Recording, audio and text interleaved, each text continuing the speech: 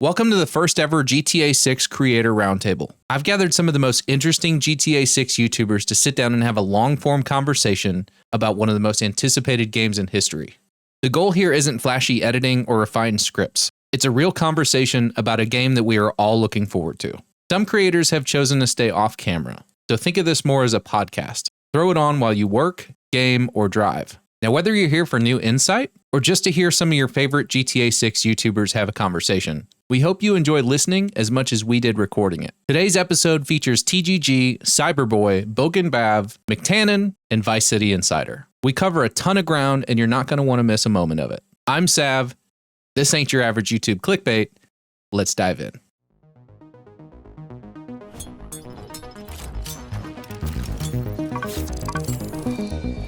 So let's introduce today's guests. If you've watched any GTA content in the last 6 years or so, this man needs no introduction. The legendary TGG is here from Australia, and I didn't even have to pay him, guys. He's just a good dude. Also, from the land down under, we have Bogan Bav, another great GTA 6 creator. He's got some seriously creative videos with excellent thumbnails, and he's also the co-host of the fictional Bav and Sav show. Then up in the UK, we've got a few more iconic GTA creators, starting with CyberBoi, who loves himself a good boat and has an even deeper obsession with GTA 6. Glad to see you're back, my dude. Then we've got the big cheese himself here taking out time from 104.5 Radio MCT. McTannen has joined us. If you guys want a good laugh while enjoying some GTA 6 content, look no further. And last but certainly not least, we have a newer creator who's been putting out high quality deep dives and breakdowns. Vice City Insider is here as well. So thank you guys so much for joining me on this call. It's really actually kind of wild to see us all in one place at one time. How's everybody feeling today? Good, man. Pretty good. Good deal. Well, I figured this would go for about an hour. We'll try and get to everything. But again, I just wanted to kind of open this up and make it more of a discussion than an interview per se, because that would get pretty stale pretty quick. So, all right. So before we dive back in, let me tell you guys about something that's genuinely been a game changer for me, and it can save you hours of grinding. This video is sponsored by Elgato GG, the ultimate marketplace for gamers. Now, here's what makes them different. They've got over 200 games covered with everything you could possibly need. We're talking instant currency top-ups, rare items, accounts, and even leveling services for when you want to skip to the fun parts. Whether you're playing GTA, Fortnite, Valorant, World of Warcraft, or pretty much any major title, they've got you covered. Now, what really sold me on Eldorado is actually the trust factor. All sellers are verified, every transaction is secure, and their customer support actually has your back if something goes wrong. Now, I've put it to the test myself, topped up my Rocket League account with some credits, and the whole thing was done in literally under a minute. No hassle, no stress. Let me walk you through it real quick. The site is super clean and intuitive. You just type in your game, pick what you need, and head to checkout. It's that simple. Now here's the best part for you guys. I've got an exclusive discount code, so use code SAV at checkout. I'll put it on the screen right now, and make sure you click the link at the top of the description or in the pinned comment. It's super easy to find on mobile, and it really helps support the channel. So next time you're staring down a massive grind and thinking, I'd rather just play the game, head over to Eldorado GG, use code SAV, the link's below. Trust me, your future self will thank you. All right, let's get back to the video. I figured we'd open it up with something that nobody really knew was coming, but maybe Bogan. We've just got to cover this real quick. I owe one of his viewers something. So I was watching Bogan stream the other night, and he was talking about this very collaboration. And he started telling his chat about how a long time ago he was actually in a TGG live stream. And apparently my dude was spamming I love you TGG in chat and actually got it put in timeout for it. And to make it worse, Got up to 50. it all happened. I don't even think TGG was there, was he? You said he was in the bathroom for it all, so he didn't even see it. That's rough. Yeah. The first time it happened, you like stepped out of the room. So I'm like, okay, we'll go again. So I wrote the exact same thing. Then I put ×2 at the end of it. Didn't see it. So I went ×3, ×4, ×5, got all the way up to like 50. And then I got timed out for like half an hour. Yeah. So the man got booted from the live stream. So I wanted to, I was trying to be funny, and I'm like in his chat, and I'm like, tell you what, if somebody donates $10, I'll bring it up at the round table and we'll see what happens. And so challenge was accepted by EC Does It 00. He went ahead and donated the 10. I'm a man of my word, so sorry, Bogan, but I had to bring it up. I figured we'd give TGG a chance to make things right and give you a quick I love you too back before we get started. Oh, do it, please. Bav, long time no see, mate. Are you still in timeout? No, I'm not in timeout. It was only like 30 minutes. It wasn't even me, it was the mods. Now, look, man, I think it's pretty sick that you came from, my chat, and now you're doing your own thing. You're monetized, and you're making videos, making a difference in the community. Congrats, dude. That's sick. Thank you. Awesome. See that, guys? I think it's only right you spam him back. Let's go. There you go. Yeah, hop into his chat, hit him back. Yeah. But healing is happening. All right, Bogan, you can get some sleep tonight, buddy. Okay, so let's go ahead and get into the main content that we have planned. So if you guys haven't seen my streams, I'm constantly fielding questions. Maybe you guys are too when you do your live streams. I call them the bannable questions, the questions that will literally get you put in timeout for asking because they're asked too much during these live streams. So I figured we'd start off with those. Everybody's got one. This wasn't in your show notes, so surprise. We're going to start off with CyberBoi. The first question is GTA 6 getting delayed? Oh. Why start with that? Why start with that? Tasty. Is GTA 6 getting delayed? If it does, I'm not surprised. I would like it to not be delayed. There we go. Fair enough. Fair enough. All right, TGG. Is the Oppressor MK2 coming back in GTA 6 Online? Let's fucking hope not, hey? No, I'm sure we'll talk about it as it goes on when we talk about GTA 6 Online, but please no. Yeah. Please no, Rockstar. I'm with you. I'm with you on that. I think so is most of the community, but there is like the oddball in my chat that's like, please, can we get the Oppressor MK2? I'm like, I know what kind of person you are without even knowing you. All right. So this one is for McTannen. You're going to love this one, buddy. Is Jason a cop? Oh my God.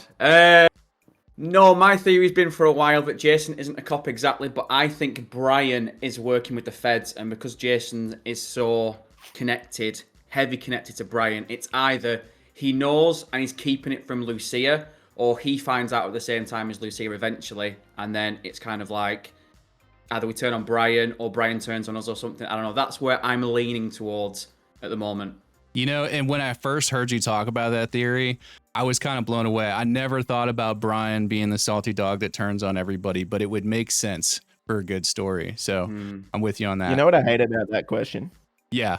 This has sparked a theory. Or maybe like in the trailer you could see Jason was with a cop. Maybe in GTA 6 we'll work with the cops. It's like, that's an interesting theory. If only, that was one of the main points of GTA 5's story, and, one of the main points of GTA 4's story, and, one of the main points of Vice City's story, and, one of the main points of San Andreas's story. It's like, yes, dude. Yeah. Yeah. Broken, don't fix it. Question. It's like, of course, that is like one of the core aspects of GTA is we will cross paths with the police and probably work for them at some point. That's exactly right. Well, that's why it's a bannable question. So, I reckon Brian dies. Yeah. I could totally see Just that. out of nowhere. Yeah. I reckon he bites the bullet. I was talking on my stream yesterday, and a theory came up that maybe Brian is so dirty and Kyle finds out about it and tries to warn Jason, and he knocks off Kyle. What if that happens? Don't do that to me. Don't. No. I think a lot of people think Cal Hampton's going to die. He seems like the lovable guy that would get iced off pretty early. He seems like similar to Roman in GTA 4, Yeah, I'm with you on that. Okay, well, since you're speaking up Vice City Insider, I got a question for you, buddy. 70% of buildings enterable, true or false? I don't think it's an unpopular take. I don't think that's going to happen. I just can't see it happening, really. That's a lot of buildings, and if the map's like 2.5 times the size of GTA 5, I just don't see how they're going to be able to do that, really. I'm with you on that. I've been saying for a while now, even if we get I think I did the math, it was like 3 to 5% of the buildings in GTA 5 were enterable. So even if we get like 15 to 20%, that's a huge leap, So I don't think Rockstar is mainly focused on, making sure that every building is enterable. But that's my take. So I'm glad to get yours. All right, Bogan, will Liberty City be in GTA 6? Look, I think it would be cool to have it in there, not the whole map, but like a little flashback for Lucia's background. I think that'd be cool, but I don't know. The map is already big enough itself. I don't think it needs to happen, but it would be cool. Hang on, we asked you if it's going to be in GTA 6. Bav. We need answers. Okay. Yeah, come on, to Bav. you I with don't a think it question will. for GTA Realistically- info. You need to tell Yeah. us. Realistically, I don't think it will be. No. at all. Is it though? Okay, it is definitely not going to be included in the game at all. I think there will definitely be a second location, but I don't think they're going to go back to Liberty City. Yeah, but that's you saying you don't think. The Oh my question was, God. is it? No. All right, and Final answer. Sav's bannable question. When is trailer 3 coming out? Oh Ooh. man, that's a good bannable question. I get that one probably more than the other 5. I'm a strong believer that I think trailer 3 is coming out around Thanksgiving. I just think that everybody's kind of at home. They're around family. Everybody's around the TV. It's like a good time to run an ad spot like that. I don't personally think we're going to get something before the investor call, but you know, we've been wrong before. I've been wrong a lot. So anything can happen, but that's what I'm going down on the books as. I'm going to say Thanksgiving weekend, be trailer 3. Wait, when I is actually, that, December 27th. What's is that? it? No, I'm saying that's my. Oh, you're saying December 27th? No, December 2nd. Oh, December 2. 2nd. Okay. That's trailer 3. Yeah. As long as we get something before the end of the year, right? You know, I think I've been telling Yeah. people, I'm like, I don't think that Take-Two wants to see another stock hit. And if we hit January 1st without any more GTA 6 news, I think their stock is going to start dropping a little bit. Because people are going to be anticipating that means that I actually went out on a leap and said, if pre-orders aren't live by Christmas, I would take that as not a great sign. But that's just me throwing out my opinion. Okay, so that those were bannable questions. Let's get into the kind of main discussion or the meat of the show. So these questions I kind of put together myself, and then towards the end I went ahead and found some good questions on everybody's community posts from actual viewers. So we'll get to those here in just a few minutes. But I wanted to start off with the main discussion. We'll kind of work around. Each person will get a question and open it up for discussion. If anybody has anything you want to add or any ideas or whatever, feel free to jump in. But we'll go ahead and work through these, starting with CyberBoi. What's one under the hood advancement, like engine, streaming tech, animation, etc., that people are overlooking but could change the open world design forever? I think this is probably TGG will probably be able to expand on this a bit more, but I do think that UGC, obviously we've seen the format with like Roblox, Fortnite, and how at the moment when it comes to Grand Theft Auto, we are heavily reliant on Rockstar doing things, whether that's releasing, the online updates, or whether that is for like GTA 4, we had the story mode DLCs. At the moment, the whole community hangs on what Rockstar does. If they build a proper modding platform, obviously for PC, but maybe even introduce a way to get that to consoles, if they do that and do that properly, then that will completely change the way that not just future Grand Theft Auto games are made, but the way gaming evolves. Like Roblox's system is actually an evolution of the original GTA Online system, and that will kind of set a precedent for like future games and future games developers to change the way that the online model works, from everything from monetization to like actual content within itself and playable stuff. But I think that's the one thing that Rockstar have the power to change industry-wide, is the way that people play the online games. Yeah, that's a solid take. TGG, did you have anything you wanted to add to that?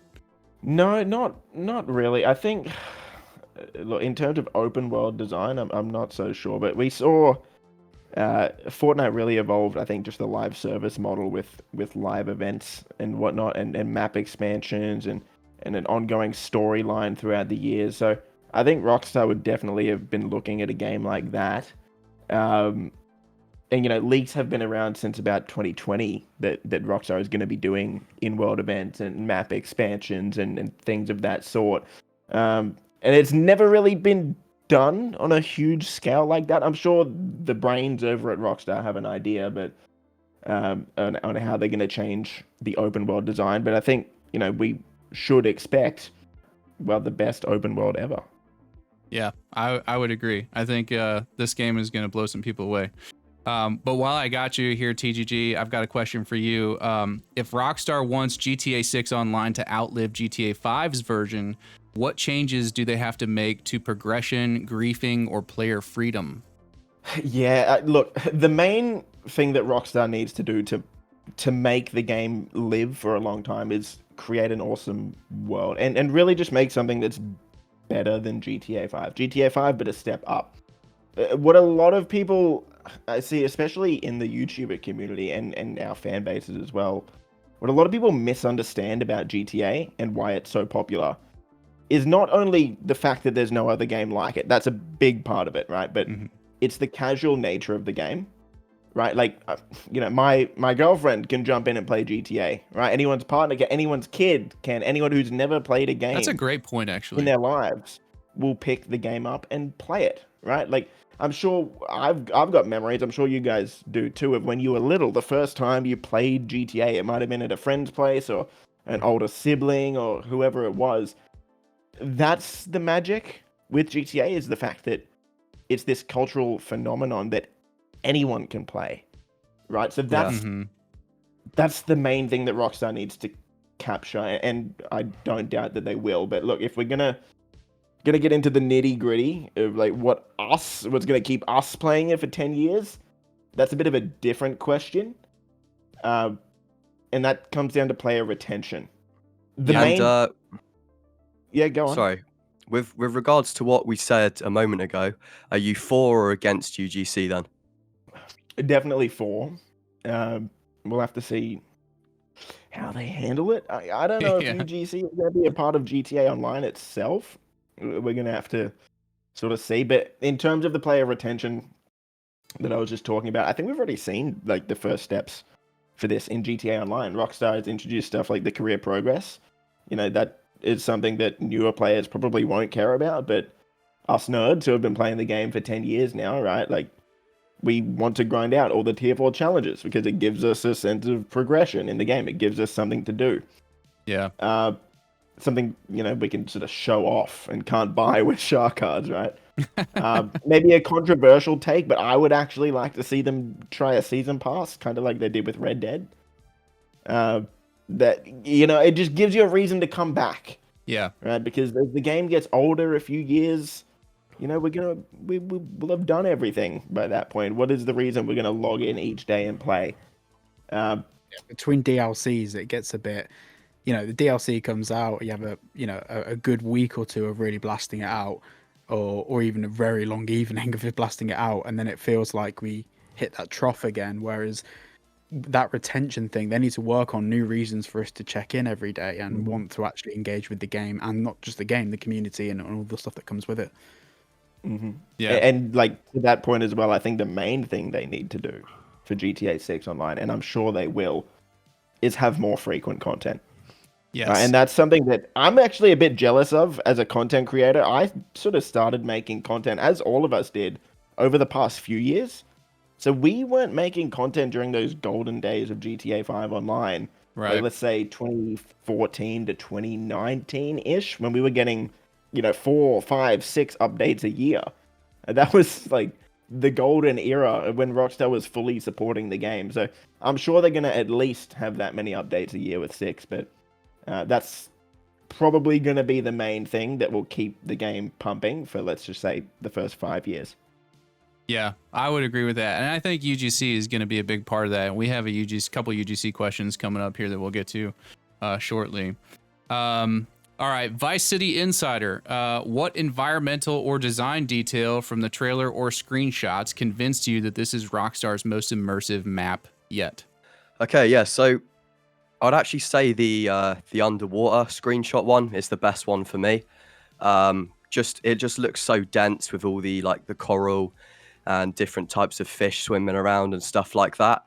And it really gets me hyped up, because if the ocean is like at least half as detailed as the land, then, you know, GTA 6 is going to be super immersive. And that's a big thing they have to explore, I think.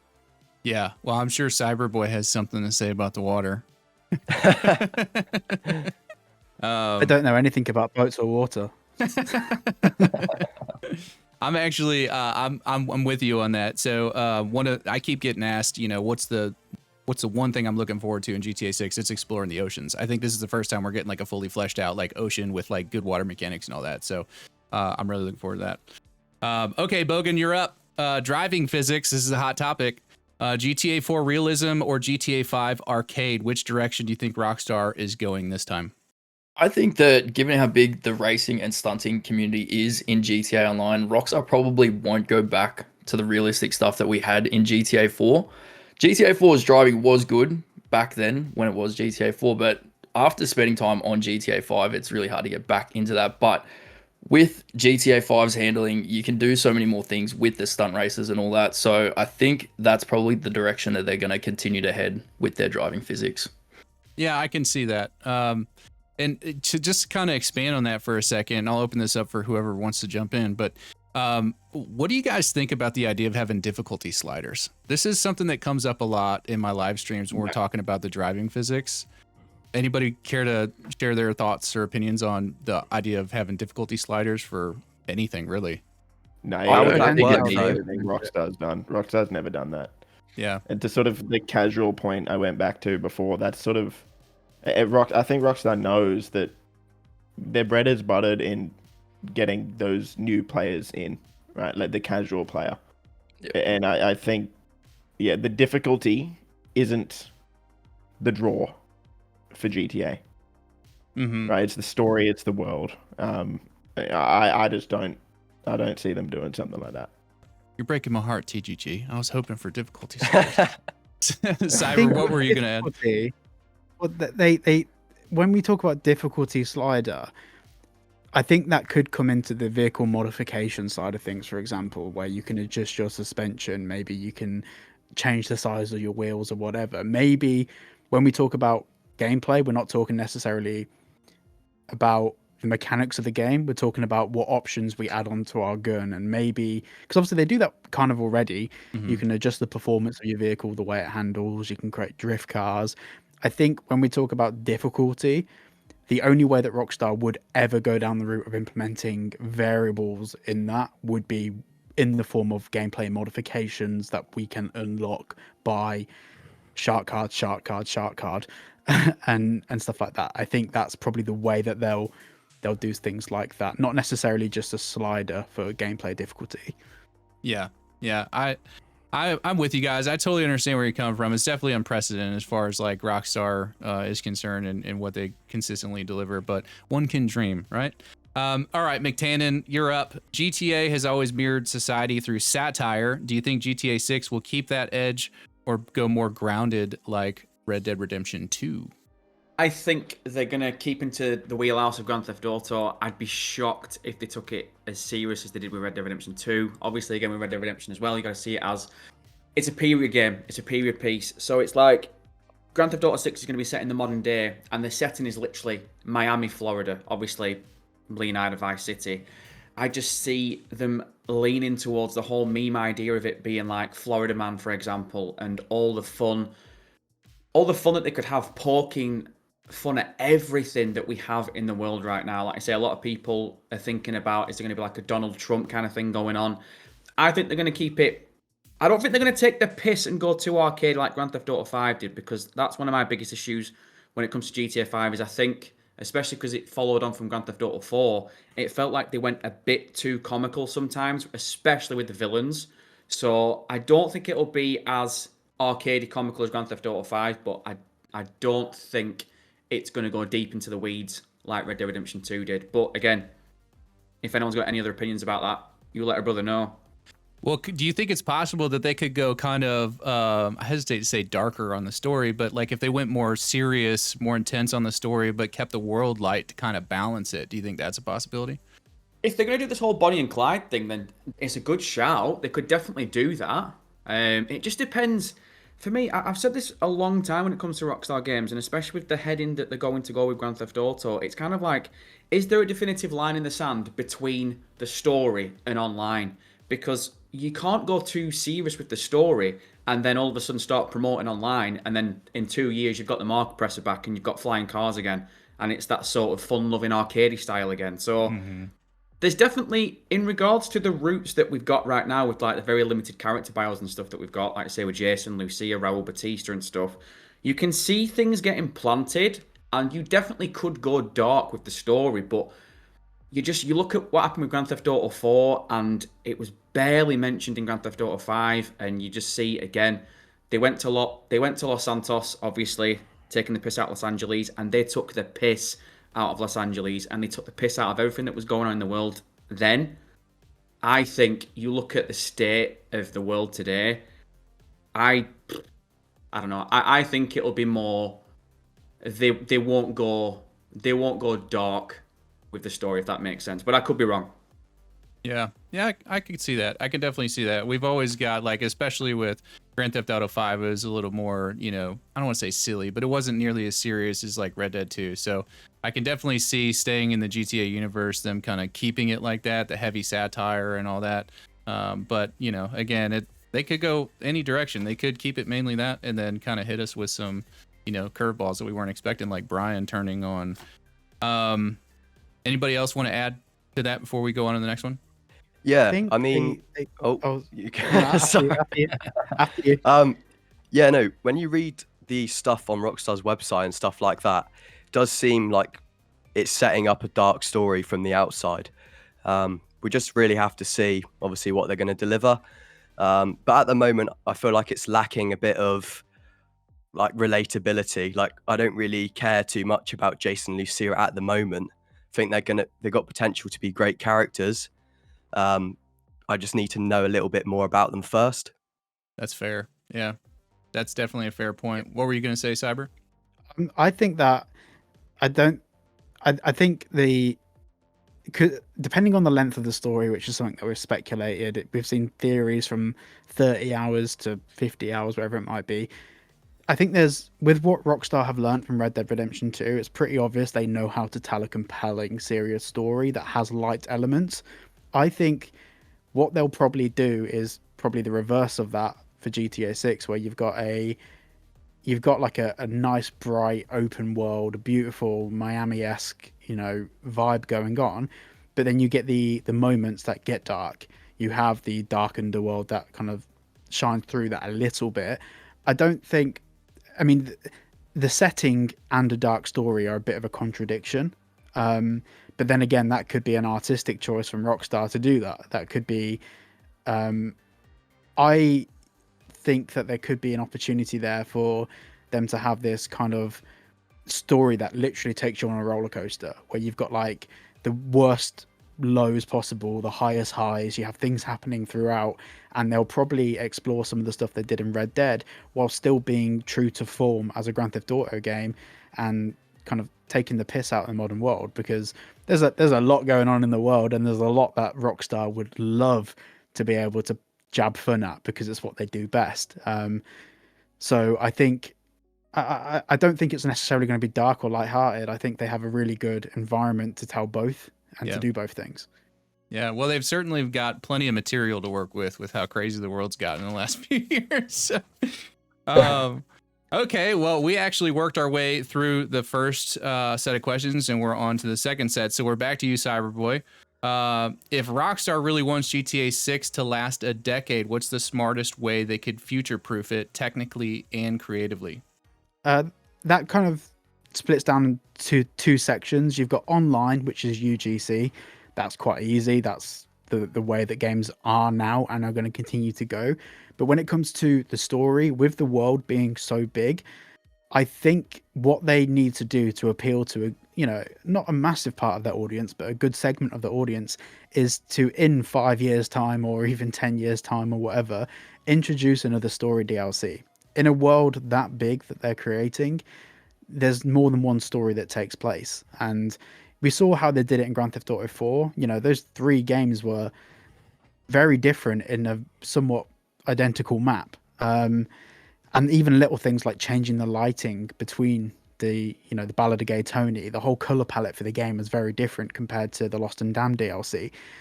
I feel what they really need to do is obviously the online stuff with UGC, but in a story context, give us some alternate stories that take place in the same setting, some new characters. We can there's a million reasons why they didn't do it for GTA 5. Obviously, it got to the point where they were making a lot of money from online, and of course working on Red Dead and then GTA 6 and whatever. But GTA 6, I think the gap between GTA 6 and the next Grand Theft Auto game will be a lot longer than we've waited so far for GTA 6. So I would like to see them tell a different story in the same map. Yes! Story DLC! Let's get a mixtape! Well, I think that's something that we've all been wanting for a really long time, right? Is more story DLC. And to know that they left some stuff on the cutting room floor, for GTA 5 is like really heartbreaking that we never got it. So I'm definitely with you 100% on that. Does anybody else have anything you want to add? Bueller? Yeah. I think that's a massive pet peeve for a lot of people in the community, that you just didn't get like a DLC for the story. Obviously, I think we all want it, but are you expecting it to actually happen, or are you unsure? Expect nothing. Yeah, that's true. Expect nothing and you won't be heartbroken. I'll say this, I'm crossing my fingers and toes. I think the story mode fans for GTA 5 were kind of left in the dust because they weren't expecting online to do so well monetarily. So I think they kind of, I feel like I got a chip on my shoulder. Like, I'm a story mode gamer. Some of you guys may be more online. I really enjoy the story mode, and I feel like they owe me one. You know what I mean? But that's my opinion. So, I mean, it makes sense. It's just like, do you think they're going to do that, or do you think they're just going to focus 100% on online again and just milk it? my heart says they're going to do it. My brain tells me that they're going to focus on what makes money, and that's going to be the online aspects of the game. I mean, what do you think? You have to flip that on its head a little bit as well. I think you have to flip that around and think, if you were a business and one thing's making you hundreds of millions of dollars and the other thing isn't, what would you focus on? That's exactly There's right. wants and then there's needs. Mm-hmm. Yeah. Well, it'd help if they could tell a good story in online. That's Yeah, true. there's stories all over the top online of that. story is like, what is the online story, right? Like, Let's go save the world, actually, then go deliver pizzas. Yeah, right. If online actually had a good story, you would have way less people complaining about GTA 5 not having story DLC. Yes, that's really true, actually. And there, I've got another question queued up here in just a few minutes that kind of ties into that. So I'm really interested to get to that part of the conversation. But TGG, next question for you. How should Rockstar handle monetization this time? Balance new incentives or total overhaul of how players earn money online?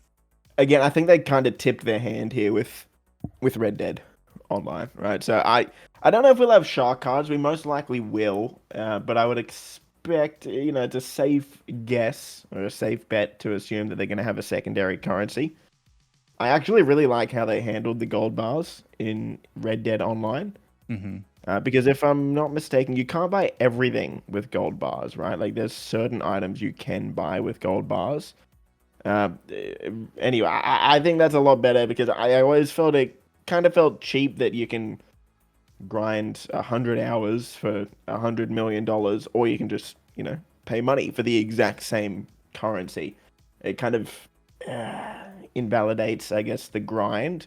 Yeah. So look, if they had a different currency, I would be okay with shark cards. I'm not going to say I love the shark cards, but at the end of the day, man, like, we look at it through our lens, where we play the game quite a bit. Do we want shark cards? No, not necessarily, right? But the average player, like the casual player, even though our communities complain, the casual player has shown that they are willing to buy shark cards. Yeah. Like, they have funded GTA Online for the past 12 years. Like, of course, they're going to keep going to the well because people keep showing up. Yeah. As for new monetization, look, I think if there's a battle pass, and let's say that ties into GTA Plus, that would make me a lot more comfortable with GTA Plus being in the game. If you got the premium battle pass included with GTA Plus, for example, I think that's like a great use of GTA Plus. So we know GTA Plus will be there. It's going to be shark cards. At the end of the day, if it's not broke, don't fix it, right? Like, it's most likely going to be the exact same. Well, I'm glad you mentioned GTA Plus. Do you think they're going to lock UGC and RP behind GTA Plus? that would be a really good way to make some extra bucks if they were really trying to monetize this thing. I think it's too early to really speculate about RP. I think we need to sort of let Rockstar make an announcement. I don't know if you guys have been keeping up to date with the, let's say, leaks and rumors with what's happening with RP, but I would expect an announcement very soon. Mm-hmm. And then we can sort of get a better idea of what Rockstar's doing with that. I just don't think we know for sure what's going on. That's fair. Fair enough. All right. Vice City Insider, you're up. You're on deck. What's one classic Rockstar world building element, fake brands, radio ads, satire that you hope they'll take to the next level in GTA 6? Okay, yeah. I feel like it has to be Life Invader, right? Obviously, we've seen it mentioned again in like the 2022 leaks when that's shot by the pool, I think. And obviously, social media and everything like that, it's a lot more relevant nowadays. It just seems like a really natural progression for GTA 6. But yeah, I just think it's going to be, they have to do something with that, obviously. Yeah. Do you think that we're going to be getting like quite a few apps this time? Like they're investing a lot more money into like the phone apps, like with the Ride Me leaks and like all that stuff. You know, are we going to have like the ability to Uber people around and stuff like that? Yeah, I mean, I hope so. I think it's sort of inevitable that the phone's going to be a bit of a bigger part in GTA 6 than it was in like GTA 5, for example. Yes, like some of the leaked apps that we've seen, like the Cash app sort of thing. Mm-hmm. I'm not really sure how that would work, especially in online. Like if you can pay people money, if that is an actual thing, of course, I have to restrict it to a certain amount each day. Yeah, well, especially if you can, you know, buy funds with shark cards, that would complicate things for sure. If you're able to transfer funds in game. Yeah, it would just ruin the whole business model, wouldn't it? Yeah, definitely. Okay, Bogan. Oh, sorry. Did somebody have something they wanted to add? Yeah, I was just going to say, with the app side of things, Rockstar have been employing UX and UI designers that have previously worked with app development. Now, of course, Rockstar did an app for GTA 5 when they launched that, the iFruit app. But they could also be employing those people, especially the UX and user interface designers, could be being employed to actually build in-game apps. But yeah, I think it was a good 6-month period where there was quite a few listings up for mobile development at Rockstar. But the thing is, that could be a real app, it could be in-game. We don't know. All we can do is heavily speculate on what that is. It's definitely, you know, we live in a world of speculation right now, especially on my channel. You know, I know that it's really dry right now as far as news. So trying to come up with anything to give to viewers, you know, you almost have to live in speculation. But one thing I thought was really interesting as it relates to this topic in particular, what if it's both? What if it's both an in-game app and an in real life app on your phone? So for example, like what if you can pull up the map and like link it to your online account, and you're holding your phone that has the map, you know, so you don't have to have it on screen, you know, little things like that, or you can send messages to other people in game, or you do the social media stuff. Like, what do you think the odds of something like that are as far as realistically expectations? I've done about 5 videos on that. I've been tooting that horn for about 1.5 years now, because I think the clunkiness of using a controller to use a phone in the game, Rockstar would probably go the route of mitigating that. However, since this has happened, or since they've been doing all this stuff, obviously we've had the Online Safety Act in the UK. I think it's coming to Australia in December, and some states in America are now talking about age verification. I think that might complicate things a little bit for Rockstar when it comes to having their own app that allows them to communicate with other people in maybe a not very moderated way. I don't know. It's so we are so heavily down speculation street right now. Yeah. But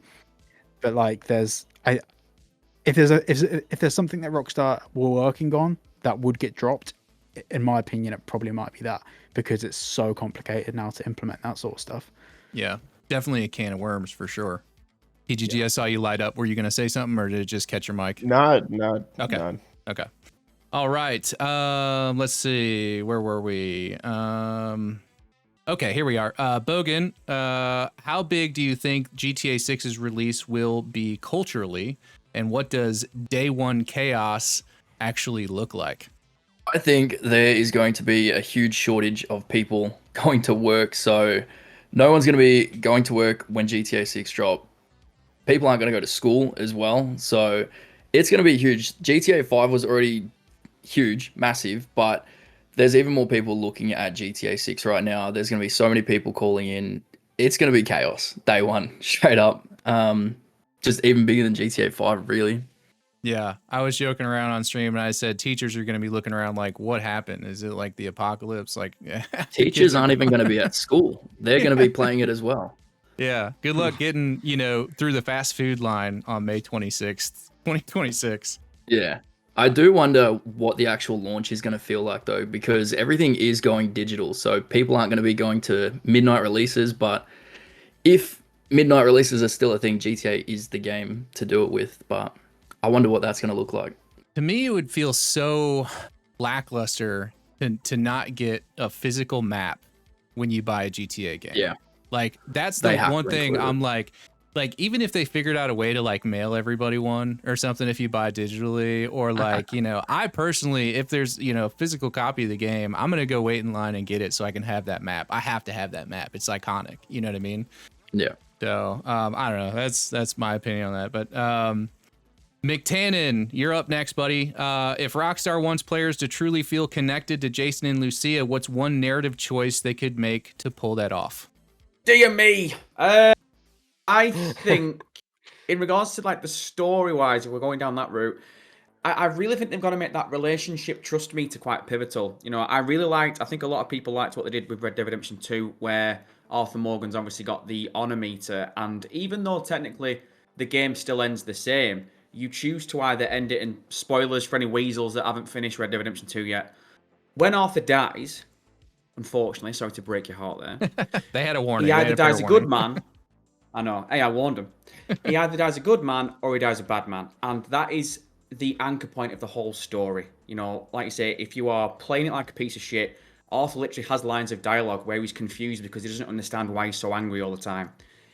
If they can make this relationship and trust meter pivotal between Jason and Lucia, like say, for example, I'm not talking about if Jason goes to the titty bar and gets amongst it with, I don't know, Jiggle Physics Jillian or something, and Lucia gives him a side eye, I need it to be more serious than that. So it's actually going to impact certain cutscenes. It's going to impact certain choices. Like say, for example, if it does come down to what I've theorized for a little bit, like maybe at some point in the story, we have to choose between Raul Batista's heist crew or Brian and Cal with the drug smuggling. If that relationship and trust meter isn't where you need it to be, maybe the game sends you in the different direction and you can't actually choose the option that you want to choose because you've not actually worked on this relationship trust meter. So if they can make it pivotal to the story and the way we actually play the game, I think you're onto a winner. But again, Trust. What would you think about that? Trust, CB, trust. Yeah, I'll tell you this. If Lucia starts getting annoying, asking me to stop for fast food, I'm leaving her at home, and I don't care what it does to the trust meter. Okay, let's go back to CyberBoi for question number 3. What kind of water activities should be available in GTA 6 that weren't possible in previous games? Everything. We saw from the screenshots there was kayaking, like non-motorized water activities, essentially. I think what we've seen from some of the screenshots and what we saw in the trailer, some of the bigger boats look like they have interiors. There's actually characters, like you can see them through the panes of glass in some of the windows. That's new for Rockstar. I think with Florida being the capital of boating for the entire world, Rockstar will have to really dial that into their game. And from what we've seen so far, the different variety of boats, I've done, I think it was like an hour and 20-minute long video just focusing on the boats in the trailer, because there's so much nerdy detail, which is like attention to detail that they've put into something 99.9% of people could not care less about, but they went to the effort anyway. And that's something that I know stuff about. There's lots of stuff in the trailer that I know nothing about that they've probably gone to the same level of detail on.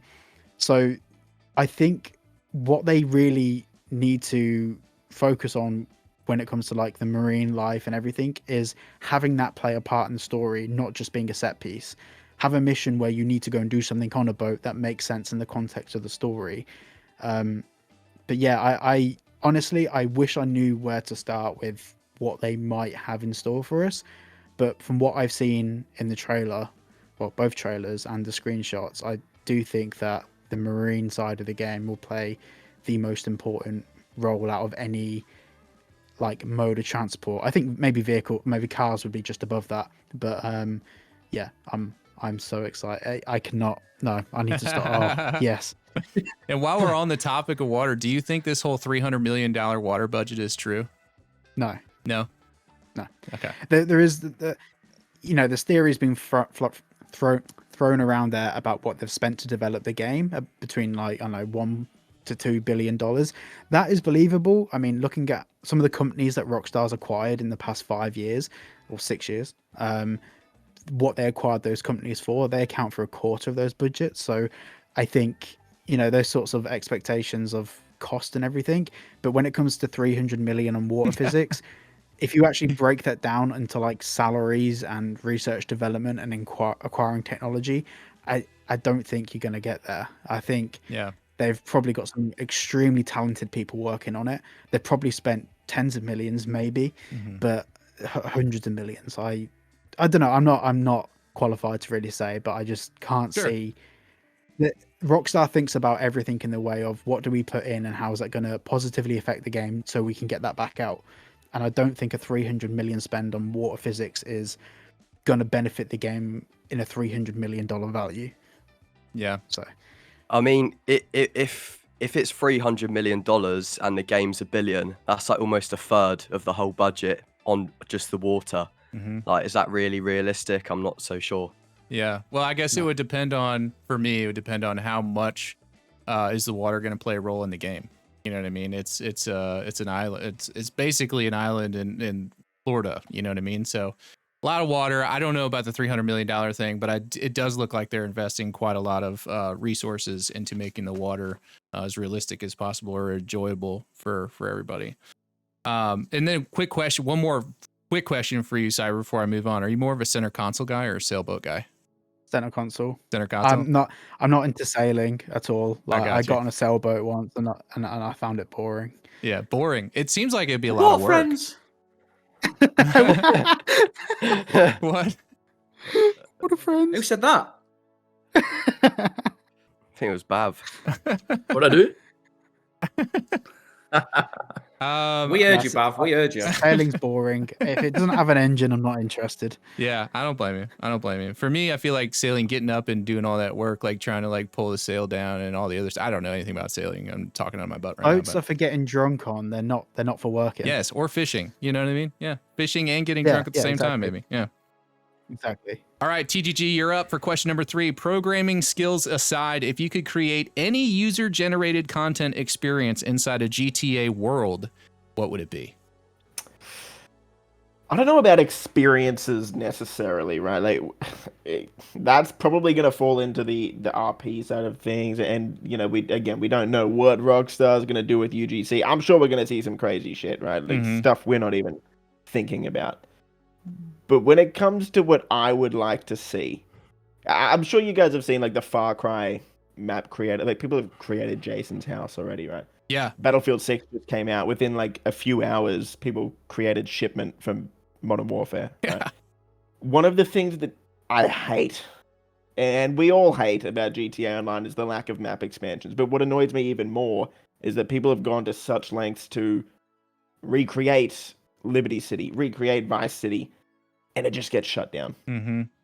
If people had the ability to create either their own new cities or bring back old cities and make them playable in any way, that would take, one, a lot of stress off Rockstar to do all of that, even though I'm sure they are planning on doing that. But wouldn't that be fun? Oh, yeah. We're going to make GTA Australia? Hey, We'll make Sydney, GTA Australia. GTA Let's do Sydney. it. Yeah, but man, Sydney's one good of for the crime. best parts, apparently, one of the best parts of GTA is the map. It's the world, and Mhm. we wouldn't be here complaining about how stale GTA Online is if we got more map expansions.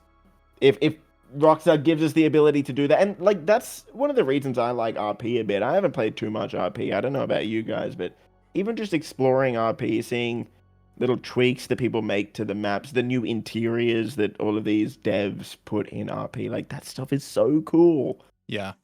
Yeah. Imagine So that if- every if single users day. can make that, man. Whew.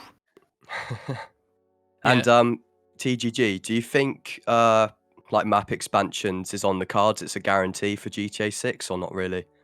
Yeah, Jason Schreier's pretty reliable, and ever since 2020, when he leaked in 2020 that it was going to be a white guy and a Latina woman as the two main characters. That was 3.5 years before the trailer came out, Mm-hmm. and he said, "Yeah, map expansions is what Rockstar is going to be doing." So I trust him. He's pretty reliable. So I'd say it's pretty much 100%.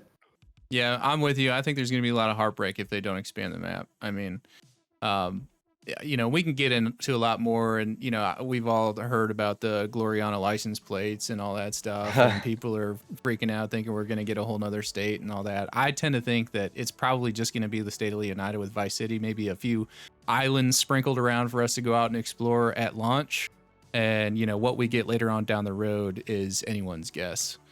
But there's, Yeah, man, I agree. Like, I think a second state straight off the bat is a bit unrealistic. Mhm. I think they've just brought those mountains down from like Georgia in real life, you know, just to give us that sort of like Mount Chiliad feel that we had before and a bit of variety.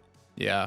Yeah. Well, Rockstar is known for trying to cram a lot of different, you know, geography in one central area, you know, that's in real life a lot more spread out, right? You know, so I get the whole, you know, the mountains in Georgia thing, but I don't necessarily think that translates to we're getting a second state because of those mountains. You know what I mean? So I I'm with wouldn't you. be so sure though. They said it's up against the state's northern border, so that pretty much like means like there's either gonna be another state or we're gonna be landlocked.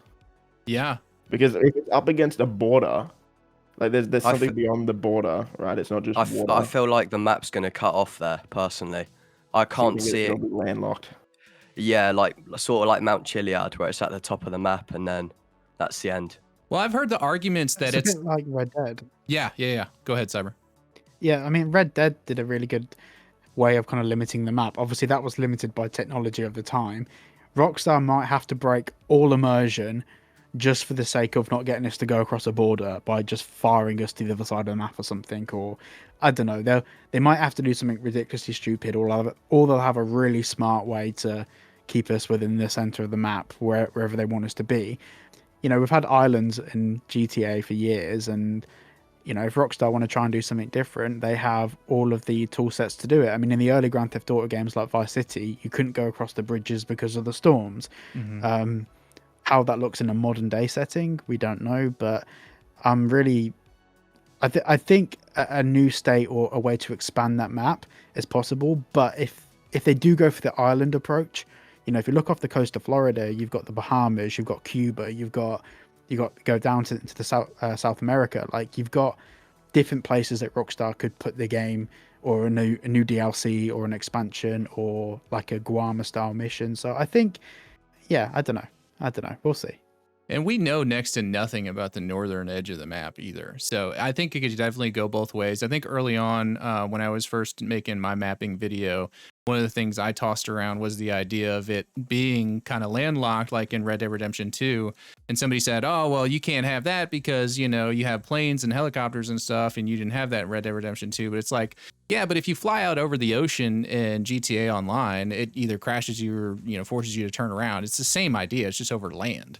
You know what I mean? So I'm not totally opposed to the idea of it being landlocked. I think that'd be a really good way to leave the door open for giving us like more territory down the road that they can kind of incrementally add to the game. So I do like that idea. I just don't think we're getting, personally, I don't think we're getting a whole second state at launch.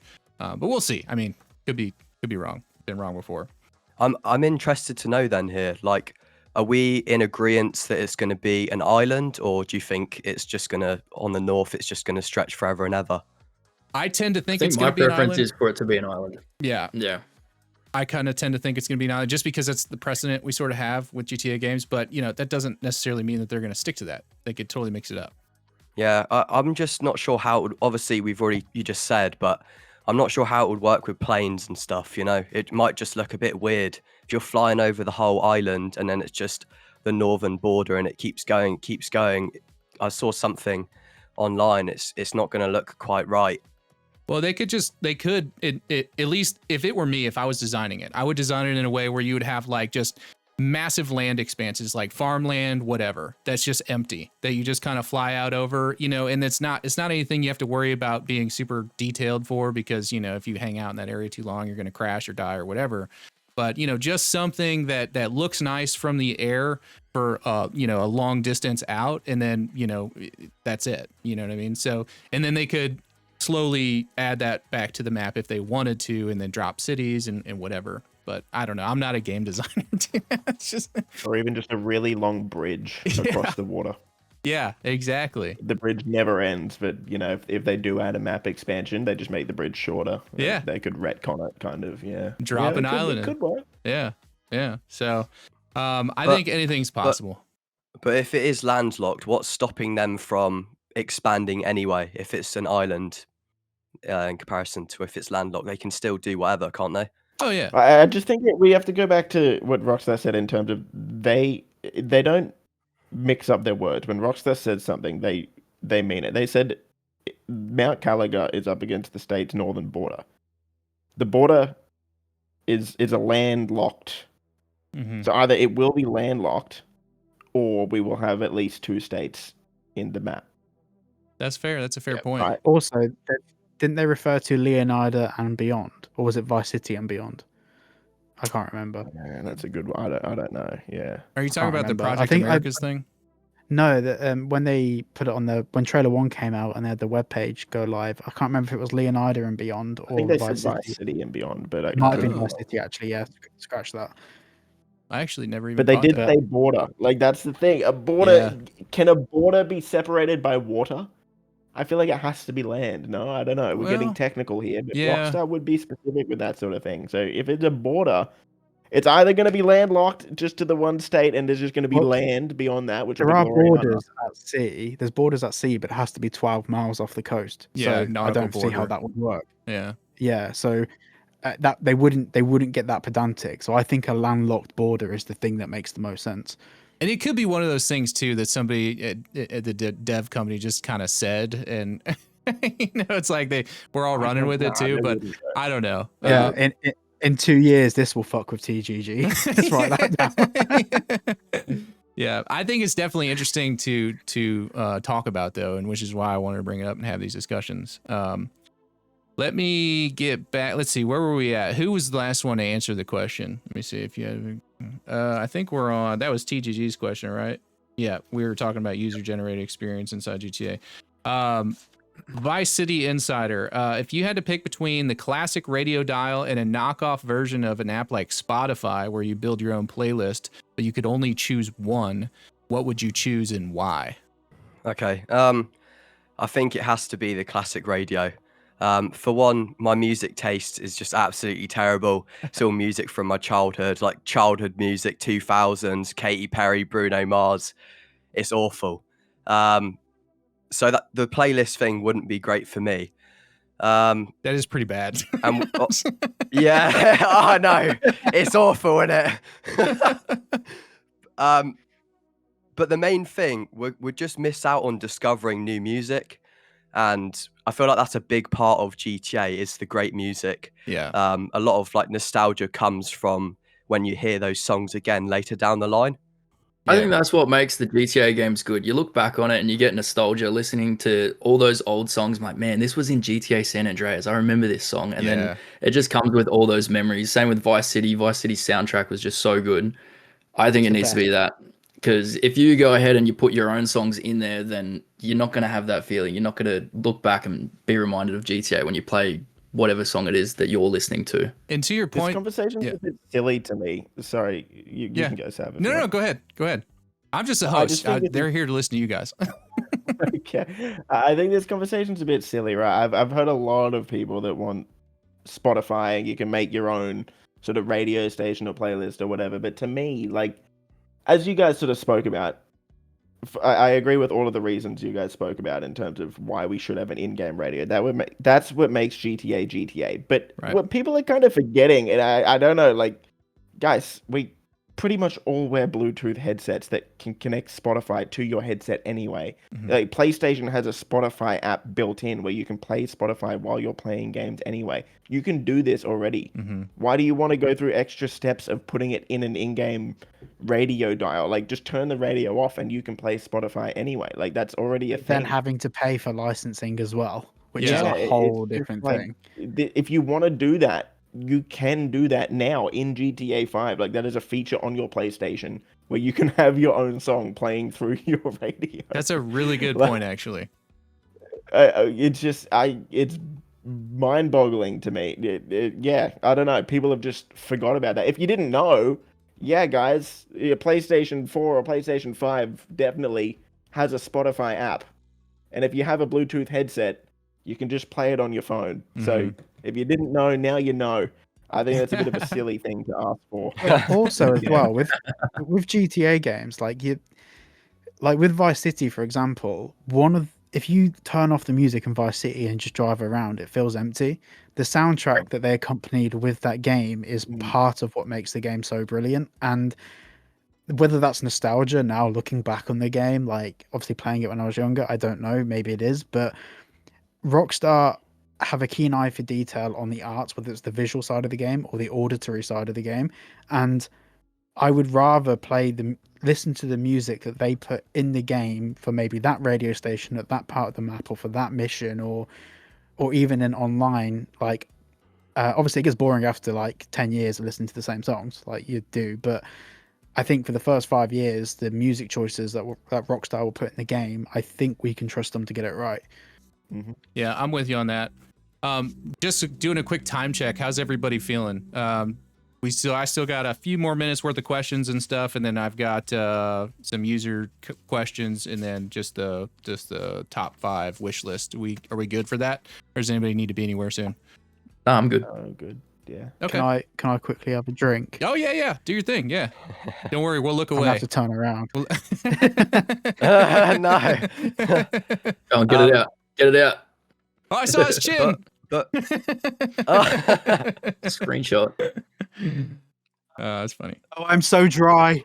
No, I was actually I meant to ask you earlier if you needed to stop and get a quick drink break. Sorry, I forgot. I'm good. I'm electrolyted now. Okay. All right. but with Yeah. with regards to what TGG said Mhm. about Spotify, aren't most people referring to it actually obviously being in the cars? So it only starts when you get in the car, sort of like, so it can fit with the immersion. Is that what's in GTA 5 or not? No. No. Yeah, it's But, the like, radio. Is it worth going through this entire hassle and effort just to, like, you can press the pause button like when you get out of a car if you really want. Like, I don't know. I just think this is asking a lot for Rockstar to go and do this and deal with potential licensing issues and and all of these things for very little benefit. And I honestly never even Just thought about it from that licensing. perspective, but that makes a lot of sense. Like you're absolutely right. You have a Spotify app, except for the people that are hoping to get a free Spotify subscription when they get GTA 6. But that's the only people I think that'd be bummed out, the ones that don't have it. But I can totally see that. You say have something you wanted to add, Cyber? No, just it was exactly that. Like there's the logistics of it aren't going to add any value to the player. It's just going to add a significant cost to Rockstar, and the cost of licensing, let's just say a quarter of Spotify's library for in the game, that's going to be 10, 20, 30, 40, 50 times the cost of the game. Yeah, Just that alone. Like that's, we're talking tens of billions. for sure. Like, it's just not Not feasible. feasible. And who's to say Rockstar won't have like curated playlists as Yeah. well, Yeah. right? Like, who's to say? We're looking at this from a GTA 5 perspective, where we're just thinking they're going to have radio stations. What if they don't just have radio stations, right? Like, Yeah. we're in the modern era. What if they have, set playlists that you can do. What if, like, we don't know what the phone system's going to be like. You could, for all we know, there could be like an in-game version of Shorts or TikTok, right? Like, we don't know. I think Rockstar is something planned, and I just think people who are asking for Spotify in the game, I think they're going down the wrong path. Yeah, I agree with you completely. And you know, if they were going to have some sort of like playlist thing, I don't think it would be through like a third-party app like Spotify. I think it would just take a curated selection of the music that's in the game and then let you reorder that in whichever way you wanted for, you know, whatever playlist you want to create. That makes more sense to me. That'd be easy enough to do. They'd probably put it in their own app, wouldn't they? Yeah. They'd do a knockoff of Spotify called like Sploogify. Or like Shitify or something. If people haven't like figured it out yet, Rockstar will do absolutely everything they can to avoid having real brands in their game in any way possible. Like they will do everything they can to make sure that doesn't happen. So yeah, that's exactly right. That, and they're totally run off satire. Okay, McTannen, I'm sorry, we almost skipped Bogan. I've got you here, Bogan. It's launch day, May 2026, or May 26, 2026. You boot up GTA 6 for the first time. We're getting to 6 days early. The intro cutscene ends, and you take control of either Jason or Lucia. Who do you pick, and what are they doing when you first get control? I think I'd have a hard time choosing, to be honest. Like, I'd probably play as Jason the most, but I am excited for Lucia's character as well. First thing I'd probably do, those jiggle physics. Jesus. Look, I've got to test them out, of course, but honestly, the first thing I really do want to get is I want to hop into the Banshee, and I just want to cruise through Vice City and just look at everything, pretty much, and just be in awe of what they've created with the world. I think that's it for me, is just explore. Yeah. And a completely random thing that I also want to do is try and find Dexter Morgan's apartment, if it exists in the game, because I love Dexter and I got to find it. I'll be the first person to find it. Well, give us a shout when you do, because I want to go look for it. I will. Okay, McTannen, last question for you, buddy. The game ends and the credits roll. Is it a tearjerker ending, or are we riding off into the sunset, and why? There's definitely an ending where Jason ends up in the ground like a punk bitch. I think he's taking a dirt nap. I don't think that's going to be the canon ending, though. I think... the thing is, like, when you look at the endings of the recent Grand Theft Auto games, obviously being GTA 4 and GTA 5, who share the same universe as GTA 6, so we're led to believe, which I think it's going to happen anyway. GTA 4, you had two... Correct me if I'm wrong, but you had two separate endings, but both endings pretty much ended with you focusing on the two main villains, other than... Oh, what was the villain who passed over into Ballad of Gay Tony? Was it Bulgarin? You don't take him out in Grand Theft Auto 4, do you? You take him out in the DLCs. So you don't take care of him. Yeah, that's the one. But Dimitri and Pegarino are the two big ones, obviously, and you sort them out in GTA 4. And then Nico and Roman, even though they don't end up on top as like millionaire billionaires, they basically squash the beefs, obviously, other than Bulgarin. GTA 5, it's pretty much exactly the same thing, where obviously the canon ending, you've got three separate endings, but the canon ending is where Trevor, Michael, and Franklin sort out all the beefs. So at the end of Grand Theft Auto 6, if you're going off what they've already done, then surely the obvious answer out of all of it is the canon ending is going to be Jason and Lucia are going to squash all the beefs, and they're just going to either end up like Roman and Nico, or they're actually going to end up on top, like kind of the way Tommy ended up on top of Vice City a little bit. I'm not too sure, but for me, I'd really like a canon ending where they do something a little different, because there's a theory going around, and again, this is a question that I'm interested to know what all you boys are thinking in regards to this. If there's a chance that this could be the last Grand Theft Auto story we get for at least a very, very, very long time, if there is going to be Grand Theft Auto 7, there's a good chance that maybe that's going to start another universe, because again, we've got a split divide between the 3D universe and the HD universe. So if this is going to be one of the last stories, or the last story in this universe, would it make a bit of sense if the canon ending is literally Jason and Lucia, end it all, leave Leonida, and then we finish the game, and then obviously if we want to continue playing the game, they do something similar like they do with Red Dead Redemption 2, and instead of finishing it with Arthur, you finish it with John. In Grand Theft Auto 6, we finish it with two other characters. Like, people are being banded around for ages that there could be a third playable character. I don't think there's going to be a third single character. I think if it's going to be something like that, Jason and Lucia are going to end the game leaving Leonida, and we're going to continue the game or the story or whatever with two other characters that we come across in the game. Like, what do people think about that? Anybody want to take that one? Yeah, don't talk all at once, by the way. I was sort of just thinking, McTannen, like obviously we was linking a little bit back to earlier, we was talking about the trust meter and stuff like that. Do you think the canon ending is going to be highly dependent on the trust meter maybe being completely full? That's when you get the true canon ending, or do you think it's not going to have much of an impact? I'd love that. I think that'd be brilliant because, again, it gives more impact to the whole idea of what you're doing within the game. Because, again, like with Red Dead Redemption 2, I love Red Dead Redemption 2. I think it's one of the best story games that we've ever got, not just from Rockstar Games, but in general in the gaming industry. The honor meter is brilliant, but unfortunately for me, the game ends the exact same way regardless. If you can find a way, like I said this before, I mentioned it briefly before, if you can find a way in Grand Theft Auto 6 where this trust relationship meter truly impacts the ending of the game, like where you said, you made a really good point then, maybe there's a chance where if you get the trust meter bang on the relationship meter where both of them trust each other, you literally finish with the canon ending, like the whole point of the game ends the way it's supposed to end. Yeah. Whereas if you completely ignore the trust relationship meter or whatever, or you screw one over, or you choose the wrong decisions, you get the shit ending and you can't actually access the right ending because you've not played it the way, not you were supposed to, but like the trust way, the relationship way, and that would make a lot more sense. I like that idea. I like the idea of, like you say, the meter isn't just there for the sake of it to, you know, add a little bit more to the story. Like it actually is impactful to the very ending, to the actual point of where you can't unlock the canon ending unless both of these suckers trust one another 100%. I like that. Yeah. It'll be good, like similar to RDR2 as well. You know, for replayability purposes, maybe obviously it changes based on that trust meter, and then if you got one ending, you can go back and play it again, etc., etc. Oh yeah, definitely. And again, as well, another question for you boys. We got 2 separate endings in Grand Theft Auto 4. We got 3 separate endings in Grand Theft Auto 5. But we're not playing with 3 characters now. We're back to playing with 2. So do you think we're going to get 2? I think minimum we're getting 2 different endings. But do you think we're going to get 2 endings, 3, 4? Like, what do you think? I hate multiple endings. I think the way Red Dead 2 did it was perfect. It is the same ending. It is like, but it's a different, like you said, spoilers, Arthur dies. It just depends how Arthur dies. Slightly different, right?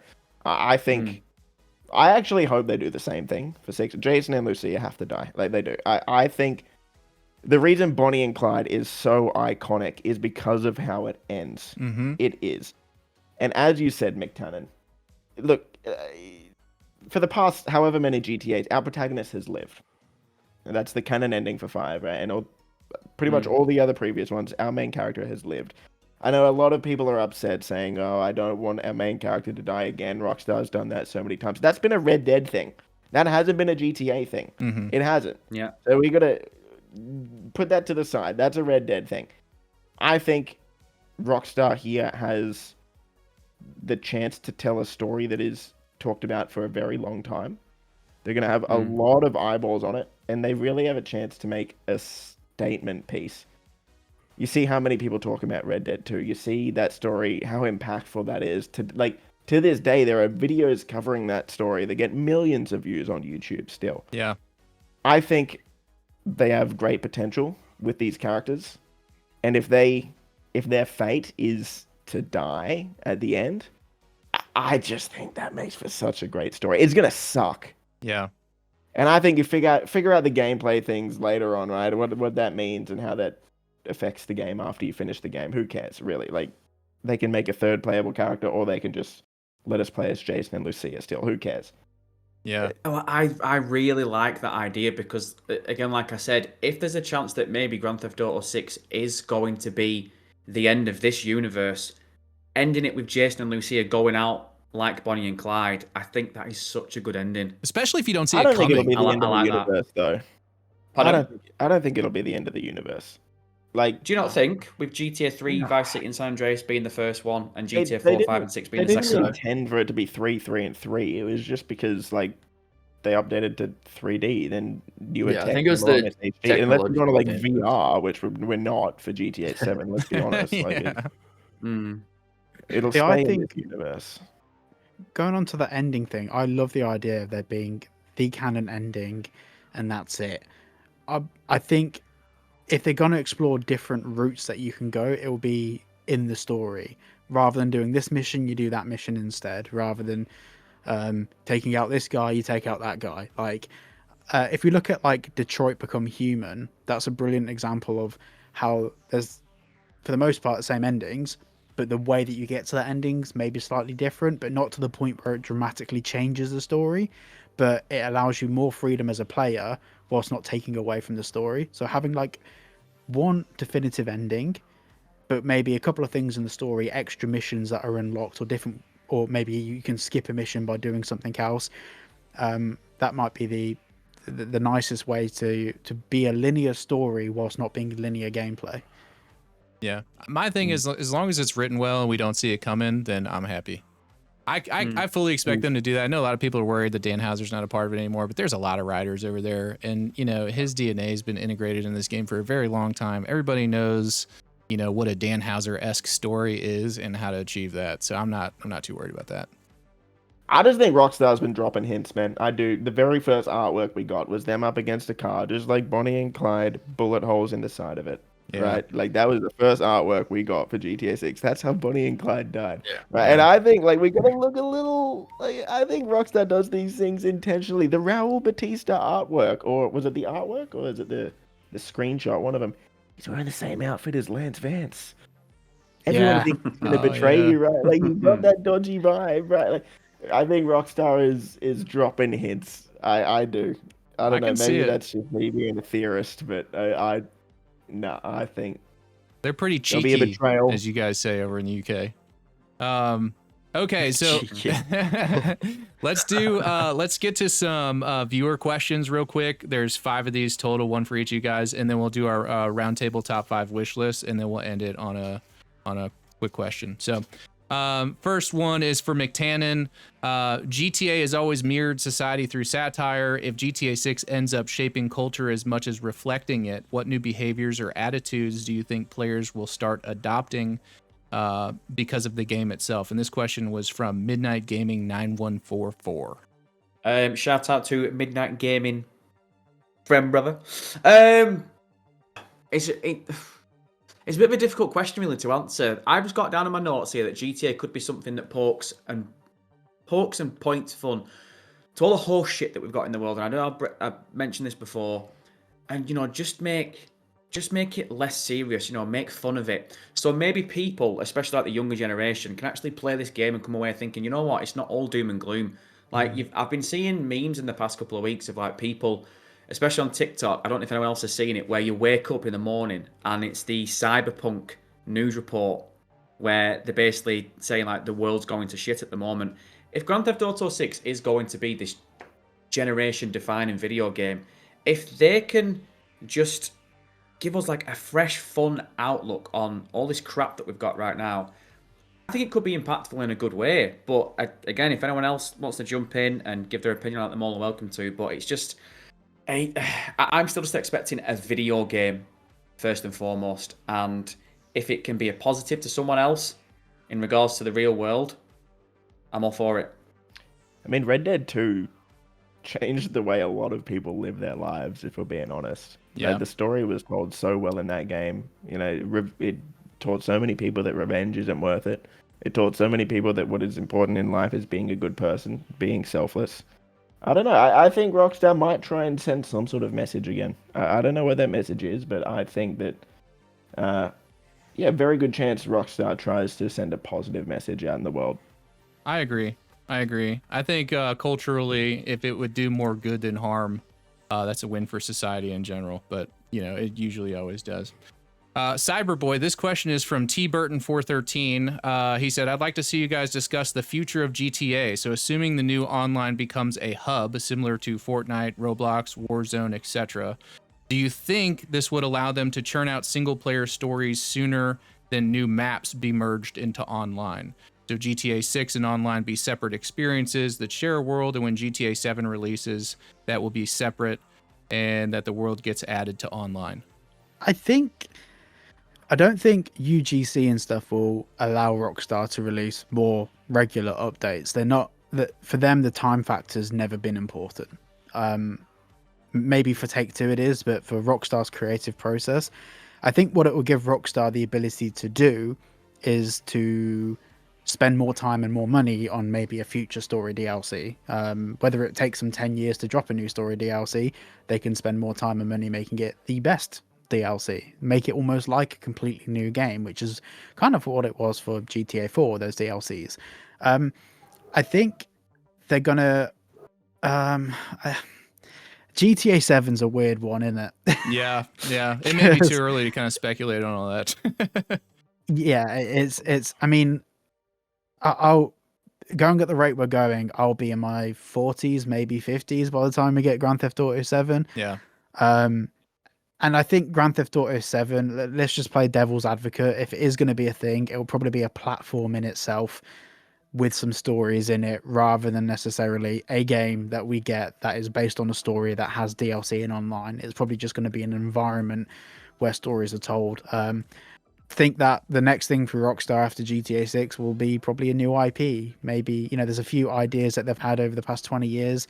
A popular one, which is a thing that I'm really siding with, is I'd love a Red Dead Redemption style game, but in a pirate setting, like a Caribbean, like ye old pirate sort of game. I think that'd be a cool thing for Rockstar to do. And there was some like rumors in the early 2000s that they were looking at that, and also a medieval game. But that I think, I think we are 15 years too early for that conversation. Yeah, I'm with you. TGG... Will GTA 7 even be a thing? Just before we move on, think about all of this stuff Rockstar is including in games this. as a service. Right? This actually looks like an everything game. Yeah. Right. Like if they've got like every possible side activity in the world, if they've got this perfect platform that makes people create content, like who's to say? I don't know. Like, will GTA 7 even? Well, there's no Fortnite 2. Imagine a Minecraft 2 or a Fortnite 2 or a Roblox 2, right? Like, I'm not so sure. Well, especially if they're going to expand and create more areas and more map and all that. And then with UGC being a thing, we become like the, content developers for the game, basically. So, I'm with you. That's a good point. I don't. Like, if the game does turn out to be as great as it looks, like, what could they improve on? I don't know. Maybe it's too early to jump into that stance because we haven't seen the game yet. But like, I find it hard to even imagine what could possibly be in a GTA 7. Like, it seems that we're already getting everything we've ever possibly wanted or could ask for in a game in 6. Like, yeah.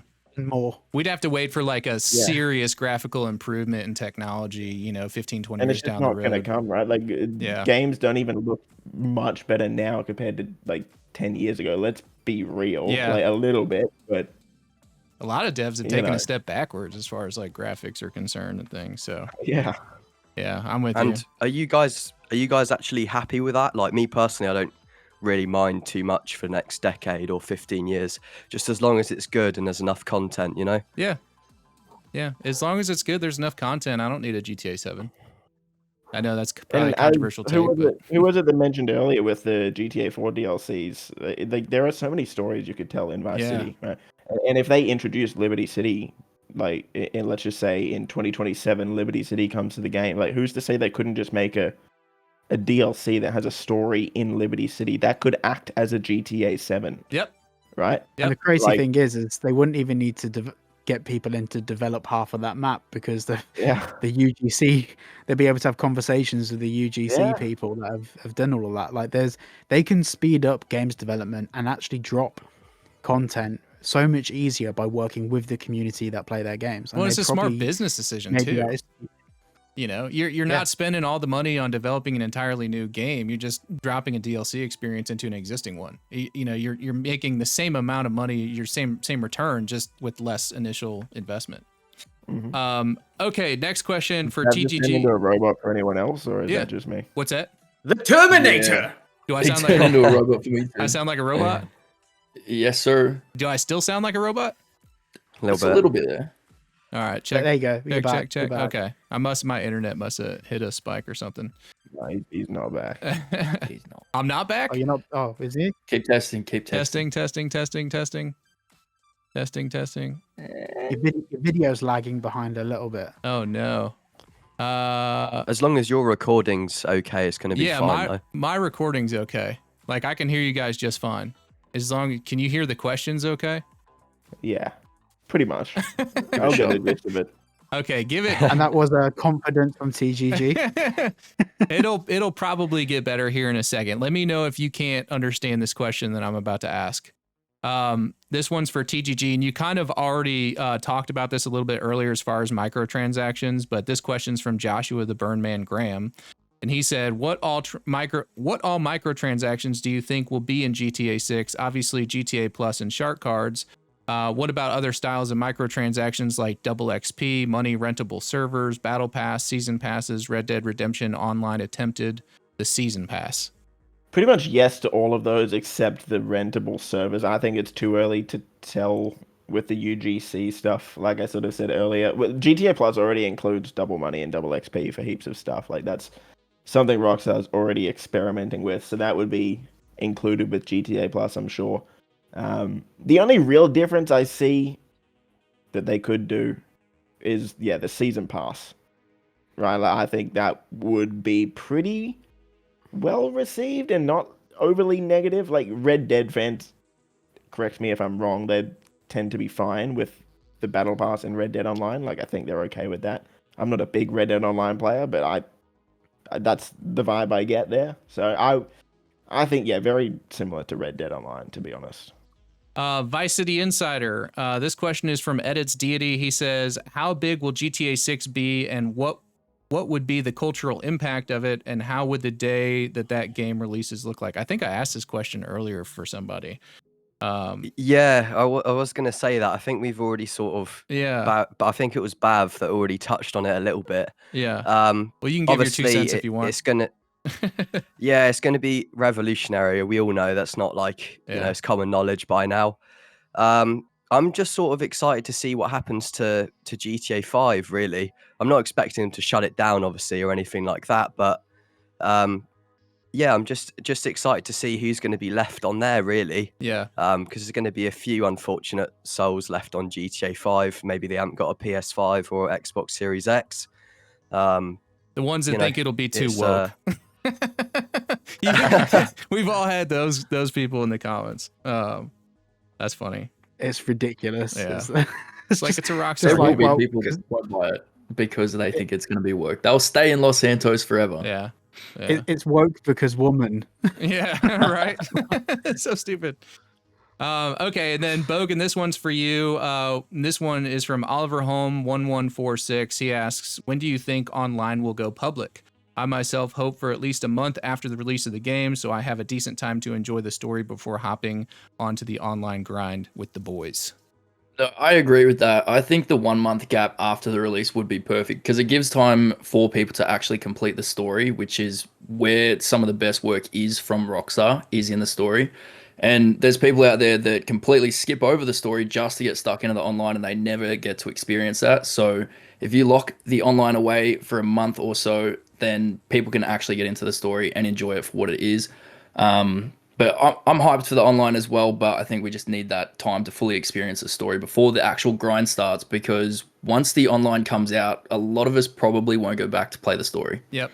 Like, sure, you'll go back occasionally, but you probably won't. Unless the online is really good. Okay, so that kind of wraps up the viewer questions. Now I just want to quickly get through our top 5 wish lists. I'm sure you guys all have yours handy. So we'll just kind of do this roundtable. Take as long as you like, as quick as you like, however you want to do it. I'll start off by saying my number 5 is wheel and pedals being integrated into the vanilla controls for the game. I would love to be able to drive around and run from cops with a race wheel and pedals. That sounds like a lot of fun. Be pretty cool. CyberBoi, go ahead. What's your number 5? One. Number 5 is seeing writing styles from new writers. We've all become very reliant on Dan Houser, but some of the new writers that Rockstar have brought in fact, one of them was a writer that worked on Bruno with Sacha Baron Cohen, so pretty edgy writer. Yeah. And I'm keen to see what these new writers and new writing styles bring to the game. Yeah, I'm just really, really, really excited to see how they're doing that, and I'm hoping that they can maintain the Rockstar character. That's a good one. That's a good one. TGG, what's your number 5? I'm gonna go with the boring one you've all heard. No futuristic stuff. Keep it grounded. That's a good one.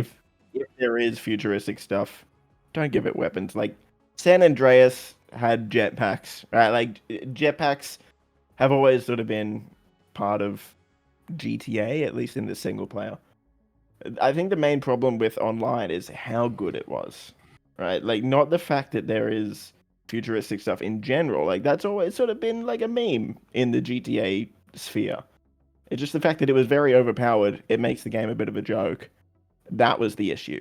Yeah. So if there is like, dude, I don't even really care if there's an Oppressor MK2. Just make it really slow and take the weapons off it to the point where people would only really use it as like a meme. Transportation. Yeah. Yeah, I'm with you. Do you think it's inevitable in the future then, TGG? And like, would you be opposed to maybe like a toggle system so you could choose realistic or, you know, the one with all the futuristic flying vehicles? I think that's a bit of a pipe dream. I'd never think they'd really do toggles. Do I think it'll be in the game eventually? Probably. They can wait until we're old and retired. Yeah. Yeah, I think if they focus on a more grounded, experience and really fleshing out and making it feel as immersive as possible, then you don't necessarily need all the glitzy, shiny toys. You know what I mean? Like if they really just make it an entertaining, fun world with plenty of activities to do, you don't need to drop MK2 oppressors and the flying cars and all that stuff. But that's my opinion. Mm-hmm. Yeah, I think CyberBoi made a pretty good video on it, like the reasoning behind the Oppressor MK2 and why people want it back is a little bit flawed. I think there's a few better ways where, you can get around the map and do stuff without the use of flying vehicles. Yeah, I agree. McTannen, what's your number 5? Police system that makes sense. I think we all know that they're going to upgrade the police system, and I'm looking forward to it, and I'm excited for it. And obviously, we saw a little bit of it in the leaks. Not going to spoil anything for anyone too much, but there's that police bar, like where it's counting down to when like the police could come if you don't get the hell out of there. Mm-hmm. So I'm going to be interested in that. Like basically, just it's the sense of like if I put some randomer in the dirt, some NPC, if I just put him down and no one's around, I don't want a 1-star wanted level. You know what I mean? If you're going to make it realistic, let's make it realistic. But that's not a hill I'm willing to die on. I'm just excited for it. That's a good one. Bogan, what's your number 5? Small, but I really want to see the chainsaw get added back into the game. I love that in Vice City, and I just want to be able to chop people's heads off with that. I hope there's gore in it as well with the chainsaw. But yeah, that's my 5, my 5th one. Chainsaw plus Red Dead 2 Redemption or Red Dead Redemption 2 gore physics is a lethal combo. Well, they got to be hand in hand. They have to come together. There's no point adding in the chainsaw if you can't chop people's heads off and their arms. Want to live out your Dexter dream. Literally. Vice City Insider, what's your number 5? Yeah, it's a bit of a simple one, but I just want to stress test the new features in the actual game. Obviously, there's a lot of patents floating around and stuff like that, but what they'll actually mean for our gameplay as the player remains to be seen. All right, back to me. My number 4 is shoulder swapping. I really hope that's in the game. I know we saw it in the leaks. I'm hoping that it makes it through to the final experience, but it just makes it feel a little bit more tactical. I feel like that was sorely missed. So that's what I really want. I want to see in GTA 6. CyberBoi, what's your number 4? World evolution, like we had in Red Dead, where buildings evolved over time, projects would get finished. In GTA 5, the Mile High Club never got finished, and I think it'd be cool to see like buildings evolve and change over time and the landscape change over time. Hopefully that's something they do and they learn from Red Dead 2. Yeah, that'd be really cool to see as well. That's a good one. TGG, what's your number 4? I just think the hunting in Red Dead 2 was such a great feature and system, and I want to see that taken to a whole new level, not just with the hunting, but with all side activities. I want to be able to jump into GTA 6 and not even play the actual game. Like, I want to be able to spend 5 hours if I want to log in one day randomly and just fish. Like, I want the fishing, I want there to be like a progression system with each individual side activity. I want there to be like, if they're trying to make this the everything game, which it really seems like they are, I want to be able to just jump in and shoot hoops with my friends for hours, right? Like, if there's a basketball mini game or something like that, I want to be able to, play a golf game with my friends, and like, I feel like they will try and do this. I do, but for me, yeah, I think side activity depth is going to be incredibly important for giving the game a pretty long life. Yep. I'm with you 100%. I've been on record saying even if the story isn't as good as we would like it to be, if there's plenty of good side activities to participate in, I'd be a happy camper. McTannen, what's your number 4? I've got updated regular radio or podcast episodes. I think one of my favourite radio stations is the one where it's on Blaine County in Grand Theft Auto 5 with Danny McBride, but unfortunately he only did 2 episodes, and I understand like it could be a bit like if you get someone like a big hitter like that, it might be a bit awkward because you'd have to keep coming back and doing new voice lines and stuff, but I think that'd be pretty awesome because I know a lot of people are like me that like the radio stations, not just for the music but the talk radio and shit like that. So if there was a way, like a lot of people have brought up that radio nowadays is quite outdated and Grand Theft Auto 6 could possibly add in things like podcasts and stuff and taking the piss out of Leonidas and whatever. I'd like to see that where if you're going to update it online and stuff, like just add some new episodes, like of either radio stations or podcasts. I think that'd be pretty cool.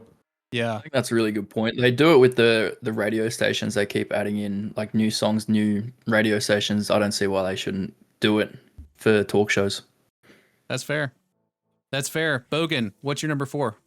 Number 4 for me, I think Rockstar should include a proximity chat into GTA 6 Online. I don't know if you guys have played it, but Lockdown Protocol has a pretty decent proximity chat system that if you run around a corner, you can't hear your friends that are around there. And I think that would make for some really good, funny moments in online. Yeah. That was literally one that I've got written down as well. Exactly same. I got there proximity first. chat. Yeah. I think the very start of GTA 5 online with obviously you had the game chat, but it wasn't proximity. So I think you could hear someone from anywhere on the map. Yeah, Toledo Bay all the way to Los Santos. And people, playing their TV sound through their mics and stuff like that. Yes. But it was actually, in my experience, it was pretty good at the beginning of the game. Like a lot of people, you just met up with random people in the server just because that chat feature was there. Obviously, they need something like that again in GTA 6. Well, while you're here on the mic, what's your number 4, Vice? Yeah. I've stolen it. Yeah, funnily enough, TGG did the hunting one as well. It's on the list. But I suppose I'll just expand on that a little bit. Obviously, if it's anything like RDR2, it's just going to be fantastic. It's a little bit of a different ball game now with obviously the more modern equipment, and we're going to have cars and everything like that to pile the alligators into. But I just excited to see what they actually do with it. Maybe you unlock certain items, or you can craft something. Maybe you can get like a bearskin hat or something like that after you kill 100 bears or something random like that. That'd be really cool. I think that is definitely a hot commodity. People are looking for a lot of hunting. Okay. I guess I'm up with my number 3. Heavier physics-based cars and damage, not quite like GTA 4, but somewhere in between GTA 4 and GTA 5, I think is the sweet spot for me personally. I like having the weightier feel of an SUV slamming into a sedan and kind of knocking it back like it would in real life.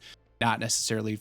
To me, GTA 5 at times feels like you're playing with toy cars and smashing into each other, the way they kind of react and flip around and all that. So I would like to see a little bit more physics-based driving in GTA 6, but not so much so that it rules out the casuals being able to handle it. So what's your number 3?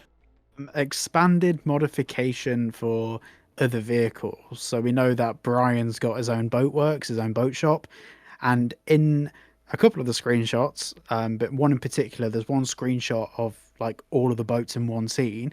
There's two identical boats, but they have different horsepower numbers on each. On each boat has different horsepower number on the engines, so that the vehicles are identical, other than the power of the engines, which is not something we've seen from another Grand Theft Auto game, which makes me think that I am such a fucking nerd. But it makes me think that boat modifications possible. It also, both those boats had different like seat cushion colors, they're different hull covers, but other than that, the boats are identical, but they had different power. So I think maybe boat modifications or options to customize boats is something that they will bring in. I'm not sure if that's just a cosmetic thing that they did or whether that would be in the game. Who knows? But that would be really cool. Yeah. Has he talked about boats again? No, He is. don't be mistaken. TGG, what's your number 3? Endgame progression in single player. I think Red Dead, again, I've spoken about Red Dead a lot. I think it improved on so many things. Yeah, I agree. When compared to GTA 5.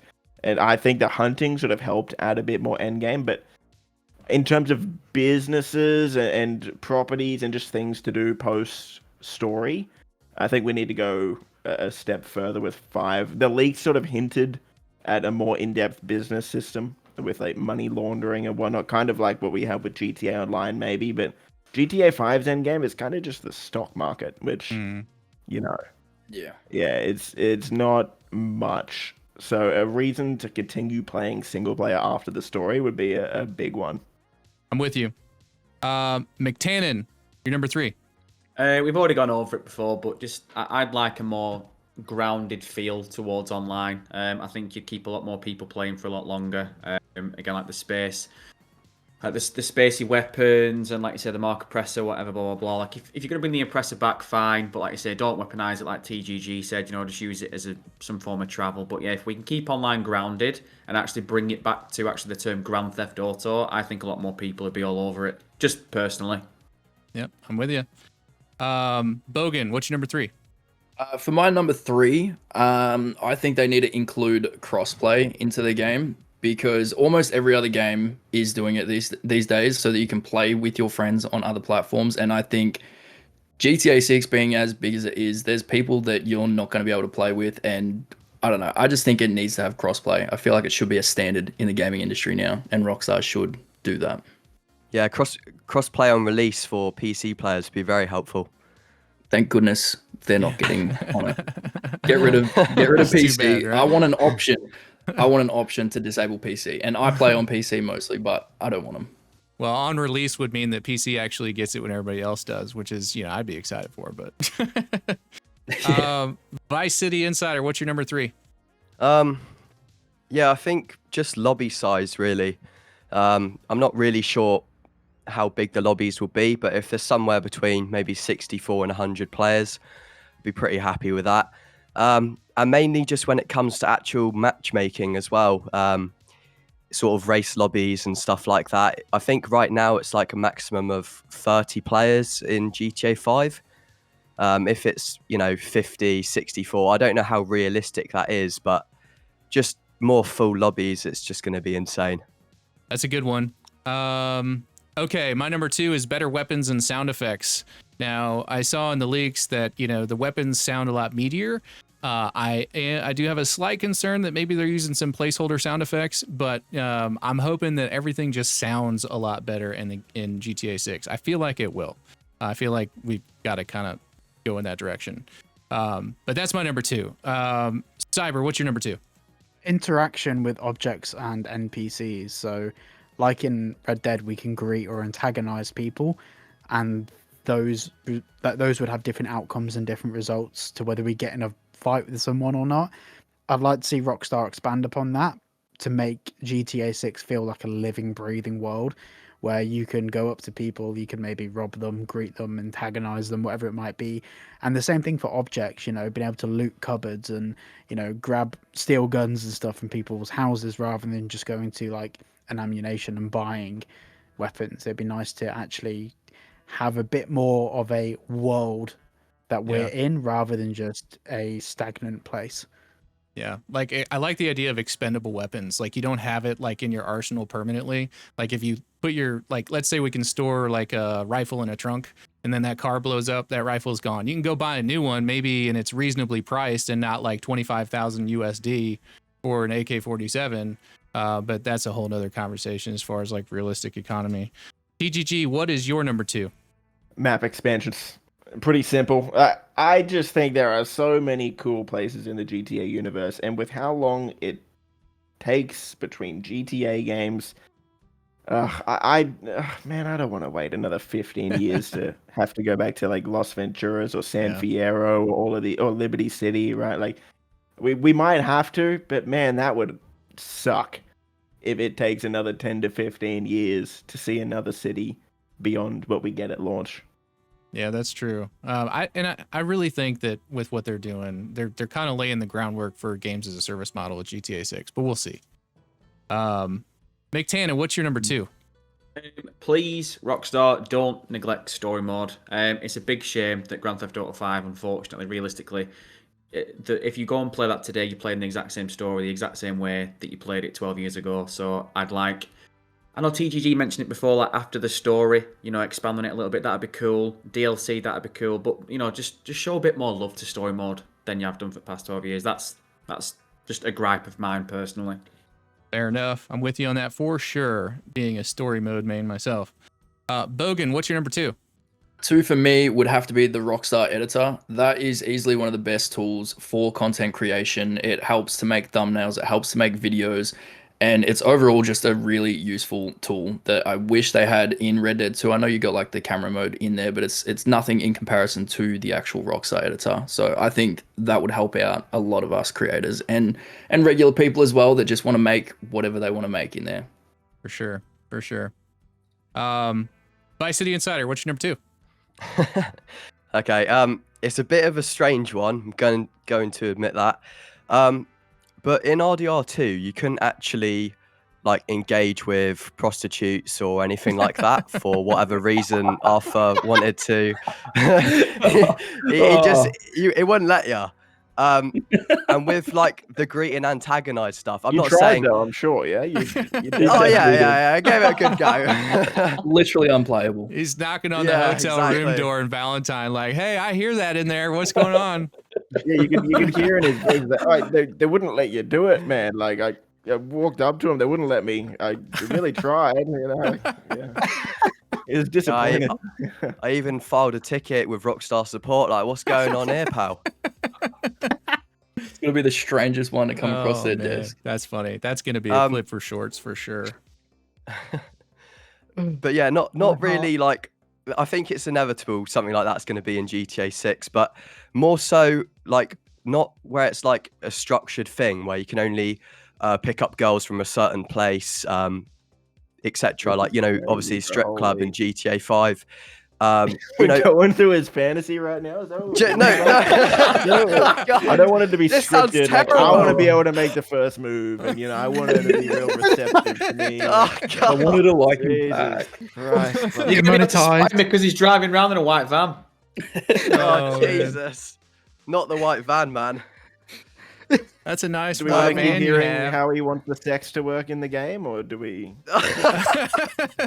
All right, moving just on. make it a bit more, yeah. My number You want the one. controller to vibrate a bit more, Vice? Or maybe like if they do something with the dual sense where you have to move it. Oh, Ooh, that'd be Jesus good. Christ, this looks You bad. have, you have Alright. to shake the controller. Yeah. Oh, geez, that's funny. Okay, my number one. I don't know how to follow that up. My number one is more controls for the vehicle. Like if you play GTA 5 online and you've used mods, you're familiar with the trainer and what that allows you to do. I think we should be able to use like controls for popping the trunk, using turn signals, rolling down the windows, putting on seatbelts, that kind of stuff. I think that'd be really cool to see that integrated in the game. Maybe not super deep, but just a quick little menu where we can, put on a seatbelt so you're less likely to fly through the windshield of the car, or, roll down the windows so you don't have to like break it out to shoot out the window, things like that. So I would like to see that. I don't know why that's my number one, but it is. Cyber, what's your number one? Unplayable if it doesn't have that. Is that what you're saying? It's your number one? That's a must-have. Not unplayable, just, it's definitely up there. It's on my list. It's a must-have for Sav. Yeah. I won't buy it if you can't roll down the window. That's a number one for me. Cyber, what's your number one? Prostitute. No, my number one. My Adjustable man. DualSense 5 controller vibration for no particular reason. Haptic feedback bodysuit. with splashback protection. Right. For me, my number one is non-linearity. So like I said before, I'm cool with having one ending, but having a bit of like when it comes, I'm thinking about this from a content creator Like a happy perspective. ending, or That's throwing me off. I've been advice wants there to be multiple endings. Hey mate, you want? Fucking hell. Oh dear. That's throwing me off. So like I'm fine with having a sad ending or a happy ending. But throughout the story, like from a content creator perspective, to be able to do like lore videos like 6 months time, what if we make a different decision in the game rather than breaking into this building this way, we go the other route? Does that change the story? Does that change our relationship with other characters? Does that change the trust or honor system? Just basically break away from this non-linear. Break away from the linearity. That's what I meant. We can edit it out. Don't worry. Yeah. But yeah, like even when it comes to online, like don't get me wrong, some of the DLCs have some cool things, like I think it was the Money Fronts DLC, the car wash one, which had the heat meter. That was a cool little modifier for your missions, but I'm tired of go to place, kill guy, complete mission, get money. Like, can we do something different? And for me, my number one wish is that they completely break out of their format and find a different way to make it more engaging or interesting. Yeah, that's great. That's awesome. TGG, what's your number one? Keep it simple, just more frequent content post-launch, and I have no doubt that they'll do it. But for me, that almost is actually a make or break thing, which is why it's my number one. There can't be big content gaps. Rockstar, I'm sure they're going to have a roadmap or something, but post-launch, particularly for the online, we need, it needs to keep coming. Pause. I'm with you. McTannen, what's your number one? Hot coffee and cold showers. No, I'm only joking. It's not going to happen. I already know it's not going to happen.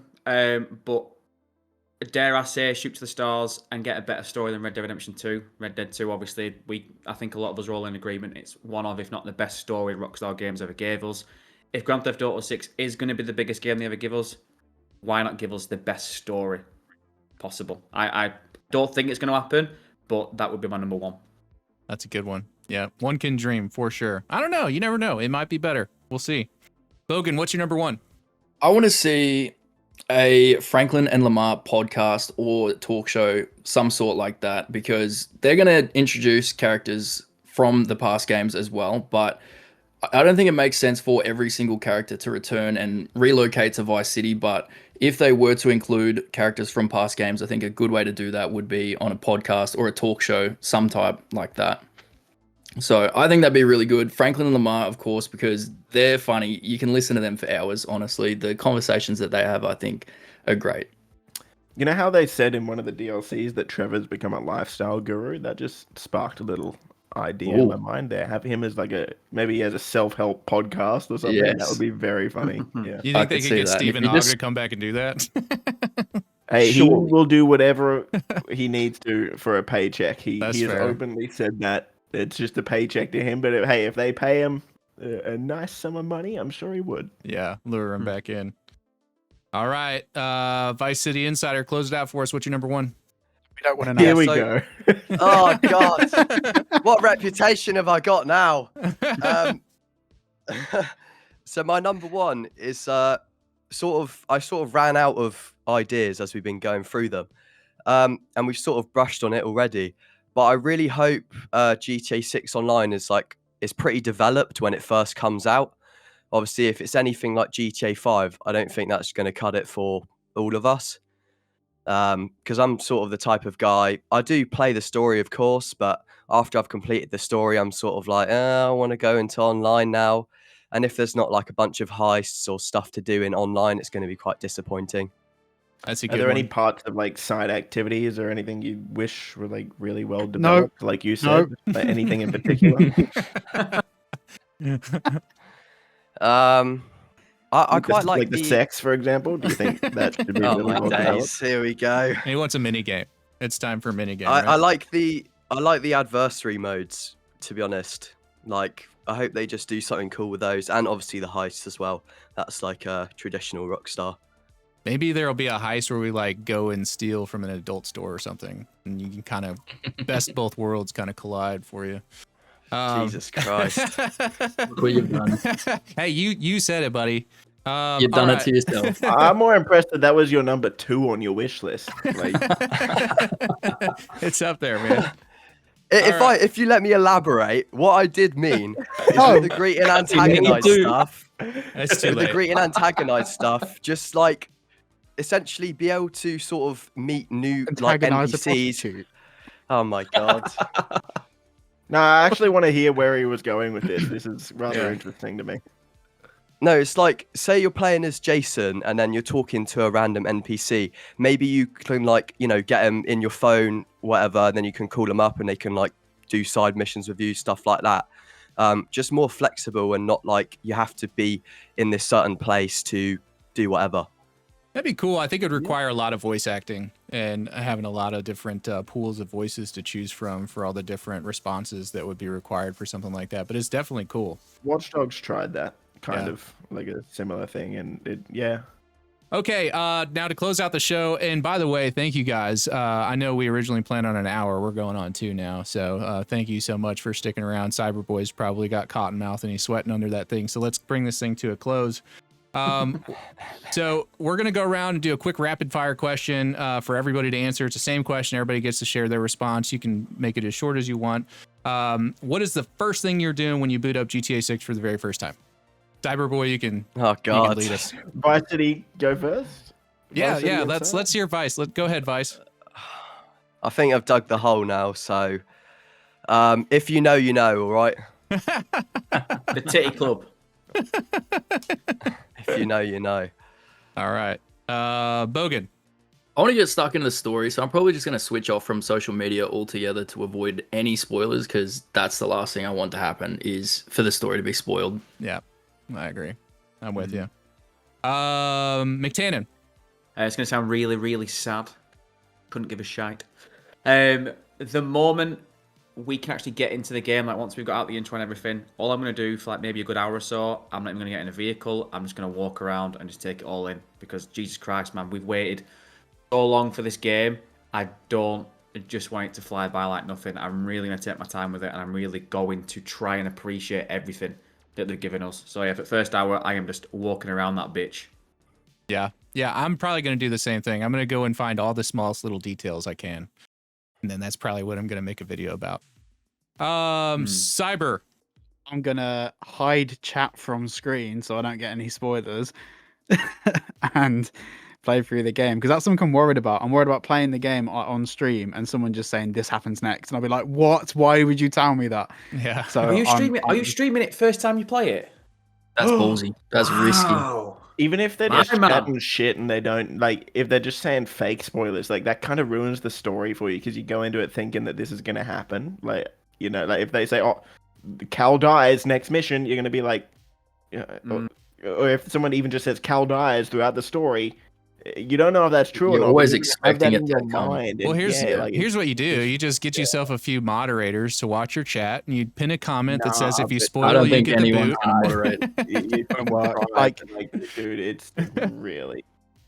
the amount of people like even Yeah. if you only got 3 subscribers, the amount of people that are going to be watching streams of GTA 6, like it's going to be too fast to moderate, and it's one of those things where I might even just completely turn chat off and be able to do it like a playthrough and still record the gameplay on my PlayStation, whatever it might be, but at least play the game and like as a playthrough and allow people to watch it live. But I think it's the only time where I do not care about chat. It's like Yeah. cool, whatever. Maybe I'll have a little Discord chat going on with like members or something, but I don't want that someone to say, like TGG said, someone could say something that even isn't going to happen, and that sticks in the back of your head. It's like, oh, is that what's going to happen? Yeah. All And the then if you PC get your players gonna be chatting expectations shit. up, and it doesn't happen, then you're disappointed when you shouldn't be in the first place. I think the best way to handle it is just sort of put a pinned message in chat saying, look, guys, I appreciate any super chats and any like tips you guys are trying to give me, but for my first playthrough, I won't be interacting with any of it. Like, so, you know. I think it's such a juggle for us as content creators because we want to get there early. We want to make content. We want to make videos and be first. But at the same time, we are fans as well. And we're waiting for this game for a really long time. We just want to enjoy it for what it is. But I agree. I think it's just going to be such a juggle. Yeah. All right, sure. TGG, Is take us anyone else home. scared? What's that? Just taking my time, man. Like, we have waited, like Bav said, we've waited so long for this game. I don't really have anything in mind with the first thing I'm going to do. To be honest, I think when I load up the game, I'm going to be overwhelmed. I don't know what my reactions are going to be the first time loading up the game. I might, like, honestly, I could cry, man. I don't know. Like, it is going to be such a big moment for all of us here. Yeah. And, like, we have been covering, well, I've been covering this game for, like, 6 years now. Yeah. It's going to be such a huge moment. But for me, yeah, just taking it in, playing it slow, trying not to rush, because you can only play it for the first time once. That's right. Yep. That's right. What were you going to say, Cyber? Were you asking a question? No, it was just that. Like, is anyone else like at all anxious or scared? No, this is probably less applies to you, TGG, because you've been a creator for years and you've seen the release cycles of games. For me, it's like this is like one of the games that obviously we've all built channels around it, and it comes down to that moment of, okay, here's what everything has been for. And like, I think there's pressure that you put on stage fright, like the pressure you put on yourself to make a good playthrough. What is a good playthrough? Who knows? Like, what is a good first go at Grand Theft Auto 6? Like, is it going to be entertaining? Am I going to be shit? Is the game going to have severe problems? Obviously, we don't think it will do, but like, there's so many things that, like, when I think I've made, I don't know how many videos, like 600, 700 videos on GTA 6. It gets to that point where it's like, it's all led up to this moment. So the day that GTA 6 comes out, I reckon I'm just going to naturally be riddled with anxiety. Yeah. I think the way I'm going to look at it, and I don't know if this will help you, but the first playthrough is for me. Yeah. The rest of my playthroughs is for everyone else. We will have 10 years to make content on this game. Yeah, I know, like, the stress is going to be there, but we will have time to make all the videos we want to make. Like I said, you only get to play it for the first time once. And especially, like, you'll be able to come back and watch your first time playing it as well. And if you come back and watch your first time playing it and you weren't truly enjoying the game, you're going to be disappointed for a long time. Yeah. So I think for every content creator, your first playthrough has to be for you. I know it sounds selfish because, like, our viewers are going to be there for us and that, like, they're going to want us to put on a show for them. But, dude, honestly, my first playthrough might be pretty boring. But that's because it's going to be for me. Well, and I think people watch you for your personality, right? Like, and we all have viewers that we all share too. I mean, everybody watches each one of us for different reasons, and they watch you for you. They don't necessarily watch you for your gameplay or skill level or anything like that. So as long as it's your personality and you're just hanging out and vibing and playing the game, I don't think there's anything wrong with that. But definitely make it about you. I've just realized. I think if people want to show as well, they'll go watch like Speed or Kai. And like, let's be honest, did they really enjoy the games that they play? I don't know. They're performing. Yeah. Right? Like, people will go there for that. Our communities will watch us. But honestly, a lot of them will watch us because they want to see us enjoying the game as well. Yeah. I don't personally feel much of a pressure to perform. I don't know if that helps ease your mind at all. I think I might even do that first playthrough off stream, because you won't be able to have music either if it's on stream, will you? Because copyright claims, so you're losing part of the experience anyway. That's true. Well, yeah, I wouldn't say anxious. Sorry. No, go ahead. What were you gonna say? So, I wouldn't say anxiousness, but it feels like there's an external pressure. Like, as much as I want to take my time with GTA 6, feels like there's external pressure that you got to finish it before everyone else. Yeah, for me, I don't know. You know, you go. No. Again, I'm the host. I'm just here for you guys to talk. So go ahead. From what I've seen with like every GTA Online DLC, it doesn't matter if you upload like, let's just say, a guide for the new business the day it comes out, or if you upload it like 3 days later, because the average dude, like the average player, isn't going to be looking up like videos about the game until they finish the game themselves. You know, like people aren't going to look up how to make the most money with the new business until they can actually buy the new business themselves and get their foot in the door, right? So I think the peak for GTA 6 content, obviously we'll see like a spike in people watching streams day one, but the peak for GTA 6 content will actually come like a week to a month after the game comes out. So I don't think you need to necessarily feel that massive rush to finish the game. Yeah. Because the average dude won't be finishing the game that quick. Like, who are you making videos for? Like all of us, we're all going to stay off the internet until we finish the game, right? That's going to be a lot of people that are doing that too. That's true. It's very true. That's my take on it. Well, unless anybody else has anything else to add, I think we'll go ahead and close it out. Any last words? Anybody wants to share or anything? I just want to say thank you for getting everyone here gathered together and having the very first episode of the GTA 6 Creator Roundtable. No problem, It's guys. no It was easy fun. feat. Everyone's in different time zones, so what you've done is amazing. Well, thank you Yeah, guys you've done for a being a part of fantastic it. job. Thank you. I appreciate it. I'm just glad you guys decided to show up and be a part of it, and I didn't have to send you paychecks in order to do it. Wait, we're not getting paid. You can upload the content however you guys like. So I've already spoken with the editor. I think he'll be wrapping this thing up by like Friday of next week, and they'll be live. And I'll send you guys all the raw footage. You can use it however you want. So, but thank you guys so much for being a part of this.